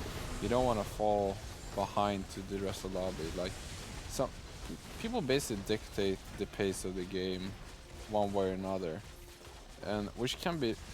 You really have to think about that. That you can't be all greedy in some games than others. Sometimes you have to cut your plan a little bit shorter if the other players are being more aggressive, so you don't lose too much health. So Yeah, Yeah. don't be narrow-minded, you know. Don't be one track saying, okay, this is what I'm going to do no matter what. If you see people rolling down and leveling up, you need to adjust accordingly. Otherwise, it could be... It could cost you 20, 30 health just from a couple rounds of not keeping up. No, I agree. I totally do agree. Pure, I don't know, level 7 is... Level 7, he's still rolling down. Yeah, I guess he's really looking for that. It does make sense that he's rolling here, because if he gets that third or ninth Storm Spirit, I should say, he actually just unlocks another spot. So that's basically becoming level 8. Leveling up, and then he could throw in a Tortola Elder or another Pirate Captain, one of the two, and he's still beating people as a level 7, so just has to be careful about it. Kind of a double-edged sword. Yeah, for sure. I mean, his rolling has benefited him with this 2-star Dragonite, which is basically carrying him currently throughout these rounds, but I think it's going to come back to bite him a little bit later, that is low level and has no economy, versus other players that are high level and does have economy. Yeah, he's definitely got to start building it back up now as quick as possible. Otherwise, he's going to be basically rolled himself out of the game. Wob, though, a player that we've been wanting to see for quite some time, is running Hunters and able to throw some items onto the Siren. Guessing it's some magical crystals, which it is. Okay. Gets himself the Marine bonus, which is huge against all these players playing Dragon Mages that we've seen. And just a couple units away from a 3-star Aegis Ranger, and 3 units away from Swordsman 3 as well. Yeah, overall he's not looking too weak. Although Chuck is looking very strong. Yeah, well, some things never change, I guess. Yeah, Chuck has really been dominating this first day of the NA lobby.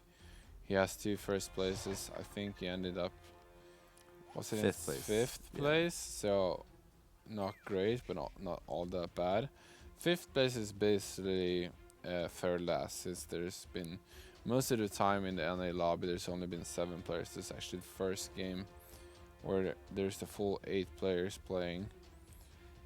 Yeah, the unfortunate thing though is that Wabweezy did take those 3 8th places, and honestly in this game 4 I really don't see him with a team that could potentially bring him back into this. Yeah, because what we see, if he wants to get into top 4 for Saturday, after his 8 games, he needs a lot of top 3 finishes. Like all of them, basically. That's the only way you can make up for being 8th 3 times already this early. Yeah. So no room for mistake for him, and even at this point, if he does everything correctly, I think there's not going to be a high chance he's going to be in top 3. Yeah, I just think that Chuck's been too strong. Even Pure Jun's too strong. There's too many really strong people, and he doesn't even have his forecast units to 2-star yet. Where other people have, 2-star Dragonite, 2-star Tortola Elder.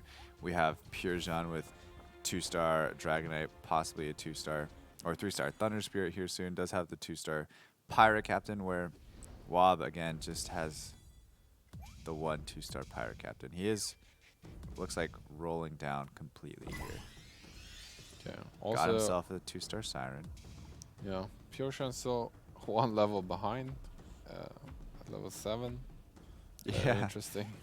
But he did get his Pirate Captain. Yeah. Really looking for that Storm Spirit, right? That's the reason why you roll here, because it kind of counts almost like an upgrade in the same sense that another level would. Since he gets to put in another unit if he gets that to 3. Honestly, though, I would almost rather keep the 2-star Thunder Spirits. Depends on what you put in, right? And then add in a 2-star Tortola Elder if he can. If he finds that, I would almost rather that. Yeah, the other way would be upgrading Storm Spirit to 3 and putting in Tortola Elders in the second Storm Spirit's place. Yeah, but as we were talking about, I think this is rough for Pure Shun. He might be 4th in life total right now, but I think that's all he has. He has too little money at this point. His economy has taken a real hit. And so we saw everybody kind of all in, and then now Chuck already back up to 52 gold, which is something that we talked about in the EU lobbies, where we had people going on heavy win streaks, being at the top of the lobby and not noticing that everybody else is spending their gold and not keeping up. So Chuck has done something that we've been, you know, hoping that other players do and matching everybody else. And he's honestly been extremely consistent now because of that. And he's able to not only keep up with them, but also keep putting pressure on those lower HP players that he's up against, and still able to maintain his dominance with the lead and keep his HP as much as possible too. So definitely hats off to Chuck for noticing that, and then now all the way back up to 50 gold here. So very, very well played for Chuck. Yeah, he's in a comfortable position. Wow, Nitron already went to 9. Let's take a look at what he put in for 9 as well. Oh, Tsunami Stalker is probably it. Yeah, he went 6 hunters. Wow, he already has them too. Yep. That is crazy, actually. 6 hunters. It's slightly forced, and I'm not sure if it's 100% worth with all the 1-stars that he still has. But he does have 30 gold to roll down for it. But he's just got to be, hopefully, making the right decision. Yeah. Yeah, he really needs some upgrades on some of his weaker units here, but at least he has a synergy going for him. He can now trade that Abyssal Guard for something else now that he has 2 marine units aside and Pirate Stalker. Captain or something. Exactly, that or maybe a Dumar Biter even. Yeah. Could both work. Both great units to have in your front line. But listening against Chuck, of course, because Chuck is basically Doom playing us now. Vincent is still being pretty healthy too. He must have had... Okay, he has a blue streak now actually. So the way that Vincent is playing, he's being very aggressive with his money early. And he really wants a win streak and keep a high life total. But it's also put him... He did do second twice, is that what he did? Yeah, second twice to Chuck, and then 4th ahead of Chuck. While his strategy might keep him healthy, he's actually falling off a little bit quicker. So maybe he's not going to get those first places, but if you keep getting 2nd to 4th every round, you'll be in the top 4 for sure. He's been playing, unless things go terribly wrong for this game, then he should be in good shape this game because he has Dragons Mages going. And then he's going to get to probably 9 here pretty soon, throw in a 2-star Storm Shaman. And by the time he loses all of his HP, you're going to see people start dropping like flies. Already almost going out here. Stays at 1%. While we see also there 7. Sagrag actually at 8 and then 10%. So super even in the bottom 4. And then we have a 7% jump to MDN G, please. And then there's going to be a bit higher amount of life total for the top 3. Vincent and Chakov Stores doing super well. Purshan finally finding his Storm Spirit 3. Took a while. Also has his Dragonite 2. Also finally level 8. Also finally level 8. So a lot of big spikes here. He would like to find another solid unit to put in though. He has a level 1 source. It's not the best, but maybe needed for the Tortola Elder. See what items Tortola Elder has currently. If he doesn't have any help to get that mana regen going. It does not, so maybe it's a necessary evil actually to play this source. Finds the teleport dagger, not the best. Kirax, it's not bad. Yeah, Kirax is going to turn into hopefully a Heaven's Gift for him. That's what he's looking for, which he gets it on his Storm Spirit or Thunder Spirit. You got me saying Storm Spirit now. Yeah. And then he also has one on his Pirate Captain as well. Yeah, that is powerful for sure. I mean, that's one of the better items in the game currently. One of the later items added in the last patch, or so now we see in the last item patch, I should say. We see a lot of people now making some moves because there's a lot of low HP players even the top two, Vincent and Chuck, also rolling all the way down, matching each other, pound for pound, trying to knock out these other players as much as they possibly can, power spiking as much as they can as well. And it's just really interesting and fun to watch the awareness of the two top players, honestly. Because if this were normal pubs, and you just don't see. Yeah, they would keep their goals. Yeah, you just don't see that. You would watch them kind of sit on that. And honestly, in the Europe tournament as well, we saw that happen quite a bit too. But Riptide and Neutron both going out. Neutron just a second faster, so Neutron will take 8th in this match. Riptide 7th. Wabweezy staying alive still. Hanging on. Yeah, he's been hanging on for a long time. By 148 HP on his Dwarf Sniper. Yeah, he must have had a win streak for a while, but now starting to lose. He has 3-round lose streak now. So really gonna, yeah, he actually has a Swordman 3, so not bad. Also Pirate Captain 2, Siren 2, Ranger 3. Does he have, is he playing with 4? No. No, not 4. He had a Evil Knight on his bench, but he actually sold it before this round. Yeah. I don't think he really needs it. He's not going against too many. No, I agree. I mean, also there's not a lot of things you can actually remove from this lineup that doesn't break up an alliance. So right. So if you would want to add something like that, you would probably have to level up even. Go to 9. Alright, so it's a close game against MDNG, please. It seems like. Oh, this is I don't so know, close. The Ghost Prophet also doing some work. Purejan dropping down to 6 HP. Wow. Wabweezy dropping down to like 4 HP or something. Yeah, 4 HP. Incredibly close. MDNG dropping down to 4 HP as well. Yeah, there's a lot of players that are, if they play against the top 2 players, there's a good chance they're gonna kick out. So Chuck and Vince still not losing as well. Yeah, Chuck having a helicopter now. Yeah, so this is the as classic of a Dragon Mage lineup you could find it in Vincent.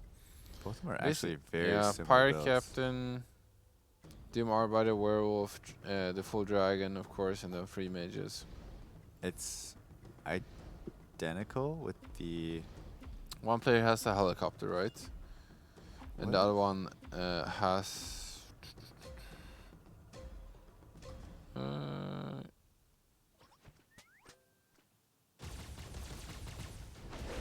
Helicopter instead of Storm Shaman.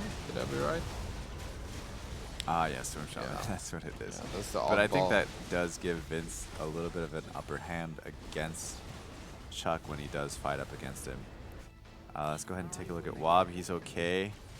MDNG. Ooh, Wob close though, but yeah. Not okay. Well, he's okay. He's surviving. He's here. okay. He's down at 1 health, if I'm not mistaken. 1, 3, 4, and 4. Jesus. And then there's a jump to 54 and 60. So. And Vincent and Chuck aren't necessarily fighting each other either. Yeah. No. Yeah. We're gonna see people going out very soon. Even before this creep round, probably. I would imagine that at least 2 more people are going to go out this creep round. Yeah, it's very likely.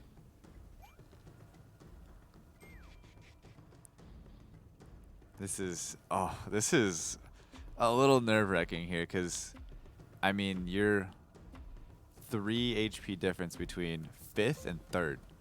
And that's massive points. That's like 3 points, 4 points. It's a big deal in a high-pressure tournament and also very well rewarding. Especially if you're Wob. Oh, and here we have the Glacier Knight mirror match. He's gonna come up ahead. It's gonna be very close.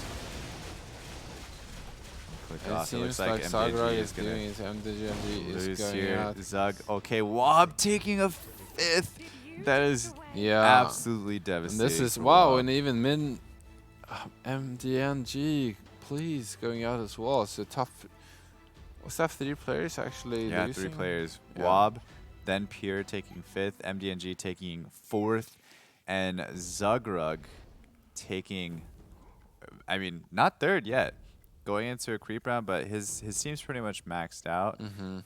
Zug was able to beat Pure I think Zhan there's no last way round. he's gonna be in top 2. Sagrag is basically out there. I mean, he basically hit his peak here as well, but he doesn't have an economy.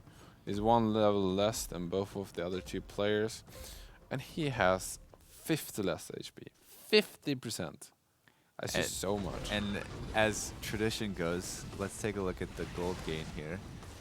Chuck, 376. Swab Wheezy doesn't really matter anymore, so he's 70 gold. Doesn't it feel unfortunate in some way that you're going out in 5th when you have 2nd highest income? I feel like then you haven't been maybe aggressive enough with your gold. No, so it's not that he, died with 50 gold. No, It's that definitely he not. probably didn't get his rolls as easily as Chuck has. That's to me. Yeah, what but that I mean, means. Chuck is still doing well. But if you compare with, for example, Sagrug, he's in 2nd last, right? So he used his gold to get into top 3, while Weezy actually went out at 5th, and he had a buttload more gold. So he I- even like though in he total this is gains. a gained Yeah, total yeah. gained gold. You see what I'm saying? So Yeah. he so he he just had didn't- interest for longer time, right? he rolled more and came up with less units, whereas Zugrug rolled and actually got his units. Is the way that I'm reading that, Okay. right? So I'm reading it that as you having interest for many more rounds, and that way you acquire more gold in total during the game, and then you don't roll earlier below 50 gold, basically. okay. That's Yeah, I can see that's it. my idea of it. But either Probably way, both. Probably means a little bit of both. yeah, it's a little late here in the studio. It's 5:30 a.m. here in Stockholm, so We've been going since 5 p.m. yesterday.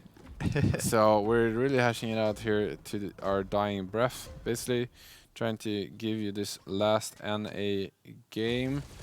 We do believe that Sagrag is gonna go out at some point, maybe strong enough here to stay around for a couple rounds, but I believe the RNG at some point is gonna get to him, think or it's even right here. Vincent or Chuck is gonna just become stronger than him in the end, and it comes sooner than one could expect, and then he's out. Alright, so this is where the real battle begins of the top 2. Yeah, this is And gonna they're be. close as well already. Wow, there's just 1 unit left. Vince really wants this first place. I can tell you. Yes, he does. And I mean, Chuck is just what a beast. First, 5th, and now in top 2. Vincent, second, fourth, and now in. Yeah, it's crazy. These guys have been so dominant in the NA qualifier. Before it was gonna be closer after like the first game, but I mean, it's clear which 2 players have been Arising every arising. single Yeah, game. yeah, over the others. It's very interesting to see. Yeah, I mean, people can blame RNG. They can blame matchmaking. They can blame Whatever. all these different Yeah. things. But there's obviously something that these 2 players are doing right, Yes. game after game. And one thing that we did notice is 100% the fact that it's the gold management from Chuck. Yeah. I think that alone But is this one is the thing. interesting part, right? Because Vincent is way more aggressive with his gold. Like, he invests more gold into early health and streak, while Chuck is way more conservative with his gold and tries to go for longer, not win streaks, but streaks in terms of interest, right? Where he continuously keeps getting a bunch of interest throughout Keep the in mind game. though, Vincent isn't just spending his gold haphazardly. He's No, going no, in for sure. when he needs to, and also spending it at a Yeah. very specific time if he has pairs on the bench. Basically, knows they're when to both roll. playing for different timings. I mean, I'm not saying it's. I mean, they're both very calculated with Right. what they're doing, for sure. But they're just doing it in 2 different styles, and it's so amazing absolutely. that it's working so well for them. I mean, clearly, you can do both things, right? Because both players are winning, Yeah. right? Yeah. Yeah. It's very cool to watch, actually. Vincent taking quite a bit of damage, but actually picks up nice Second 2 Dragonite, a yeah. second 2-star Dragonite. We are going into round 40 here. This is a couple games from the NA qualifiers now that have gone to 40 rounds. So it's a bit of a marathon for these players as well to play. And for us. 4 games. Casting. Yeah, and for us. I mean, we're on our 8th game. They're on their 4th. But still, like, there's a lot of thought that's going into every single one of these rounds. So getting to this point, it's still, I would say, 4 games of actually playing. I can't get over how interesting it is that they have so different strategies in terms of how they spend their gold at different timings. It just tells you how deep these games Diverse are, and I mean how deep they are, how much there are to figure out, like what's optimal, and is there actually something? I mean, is there one way that is more optimal than the other? Are they as good? Are they good at different points of time? Like, clearly you gotta play differently with both of the strategy. Wow, that's a 2-star Dark Spear with ice armor. Yeah, he's had that for a couple rounds with the ice armor, though. That is disgusting. very scary. But look at this Dragon Knight. Jesus. Oh my wow. God. I never seen just a Wraith Crystal is really good on Dragon Knight. Like, attack speed on Dragon Knight is actually the best stat for him, I feel like. Crit also not bad, of course, on the old Dragon Knight. Wait, does he not have 3 dragons? Did I miss something? Did he accidentally take out his Venom? No, or maybe it wasn't an accident. Oh, one of his Dragon Knight hasn't transformed yet. So he definitely doesn't have 3 dragons in play. Are you sure? I'm sure. He's got 3 dragons. Oh, why did he not transform then? What did I miss? Maybe it was disarmed, potentially? For the entirety of the round? That seems crazy. Mm-hmm. Oh, well. Maybe it got Storm Shaman before it got off? I actually didn't notice that. I thought it I saw there was meleeing a lot of different units, and I was surprised. I thought we had a repeat of removing the Shining Dragon, you know, that we saw games previously. Pew pew pew. All right. Oh yeah. It is cursed, right? Cursed? Yeah. Somehow it's actually not going off. Not sure why, honestly. What is the item? Is it an item? I don't know. Feel like there's something we're missing. Maybe is the Jade Pipe active? You know that it interferes with the... I think it might actually be the Jade Pipe active. Does it cost mana to activate? I don't think it costs Could that be the case? mana. There's no items that he like, has. could it be that the Dragon Knight uses mana taking to use a an second? I think it's using the Jade Pipe active. So it kind of stacks a queue of all the actions it's supposed to use. Right, so it's doing this first, which means it's not transforming right away. Hmm. Let me see. Because the right side Dragon Knight is transforming every time, right? See, transforms. Yes. But it still hasn't used this ultimate yet. That is I'm confused. Strange. I think something is wrong here. Chat knows. Chat's already blowing up, I'm sure. Yeah, I'm sure. It's right there. It's right there. Yeah, we're too stupid at this point in time, basically, or literally, not basically.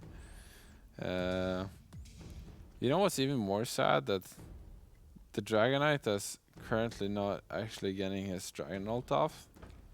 It's the one with all the items. He has a claw wand that should also block anything. That is super strange to me that he's not.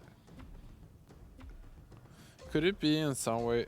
Well, we've seen 2 Dragon Knights previously in other games. Yeah, they both go at the same time. Yeah. Same time.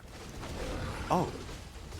No, look, his mana did drop, right? Or maybe no, that was his mana gaining. I guess. Can we look at all the items again? What is happening? Yeah. Well, this is a very perplexing time for us. There's the Storm Shaman that is going on him.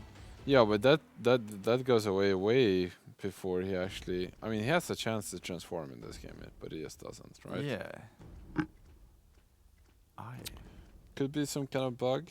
I don't know what it is. Let's see if it happens against Niam Beast. Because we are at a Nyan Beast game, Oh, by the way. we said there Round wasn't going to be 45. another one, right? But here we are. Here we are. That's crazy. And I mean, we're going to go beyond 9 Beast. Last time one player died against 9 Beast and the game was over.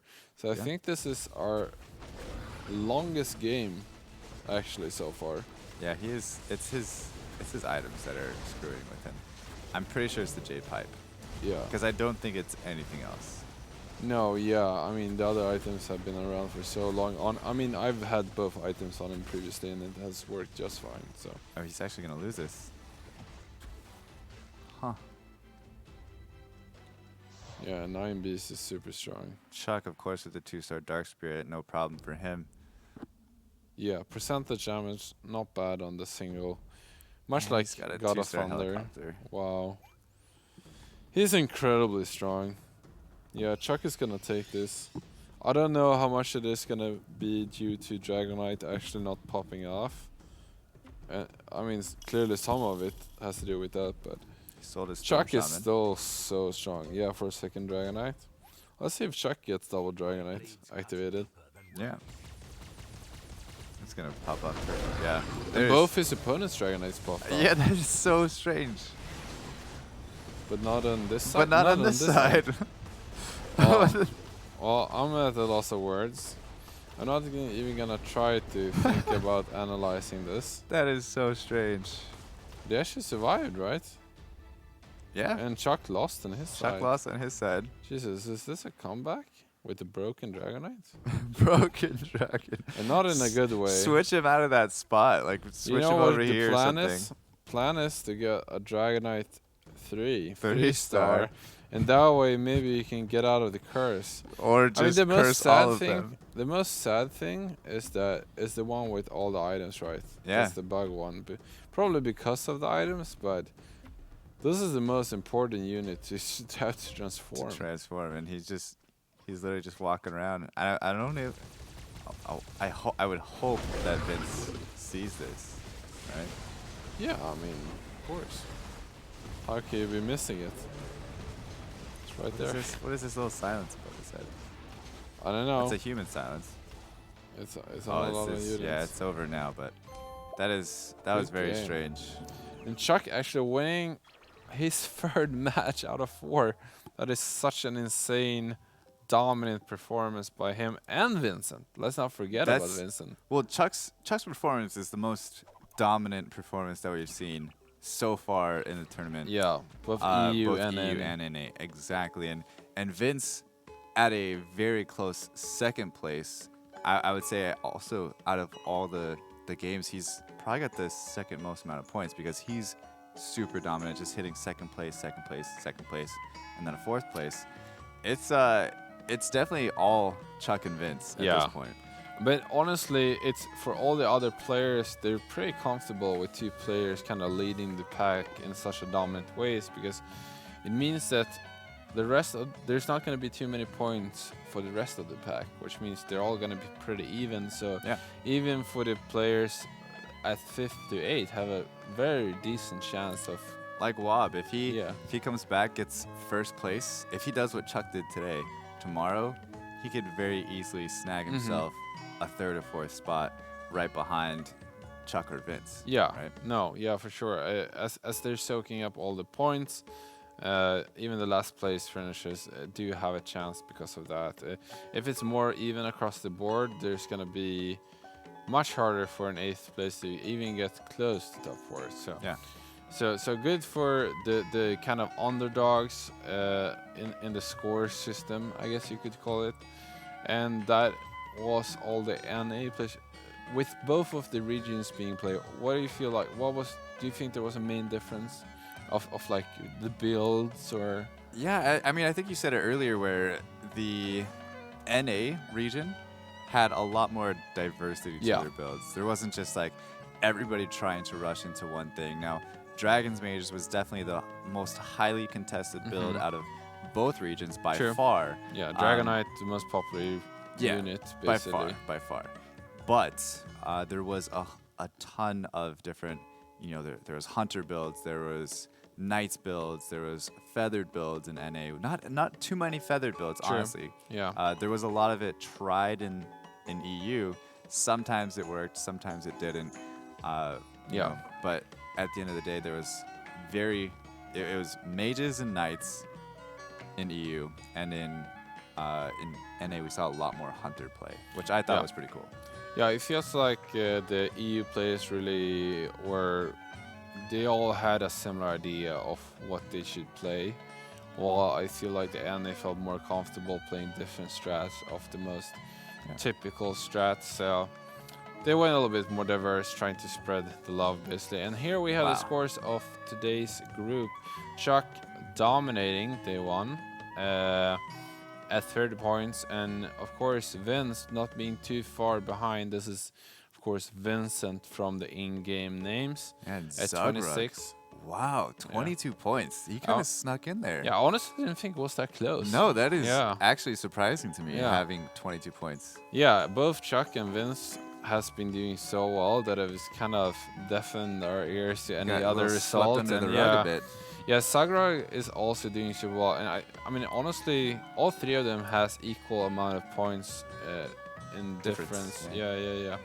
So top three is basically far and beyond, and then the others were a little bit close. I mean, further behind. Here we have the other NA group. They have only played 3 out of 8 games. We haven't been following these on stream, but we have been calculating them points, and this is way closer groups. You see 19, 18, 17 points top 3, and then we have 14 on 4th place, so very close, and then we have triple 10 points. So all these, I mean, Monte is definitely close to the bottom 4. But he so can it's also gonna be first place very easily. It's gonna be close who snags that 4th place, I believe.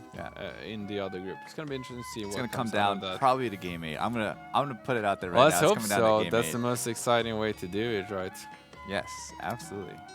But that's gonna be it for us here at the GLL studio. It was a pleasure doing the cast. For tonight. For tonight. It was a pleasure doing this cast with you, Claytana. I had a great time doing the GLL House Cup here in Stockholm. The qualifier for Shanghai Invitational with $1 million prize pool. Day 1 out of 4 is finished. Tomorrow we're gonna finish both NA and EU groups, and then we're gonna cut off to the international final. I hope I'll see you both tomorrow at 7 p.m. local Swedish time. And until then, see you guys next time. See you guys.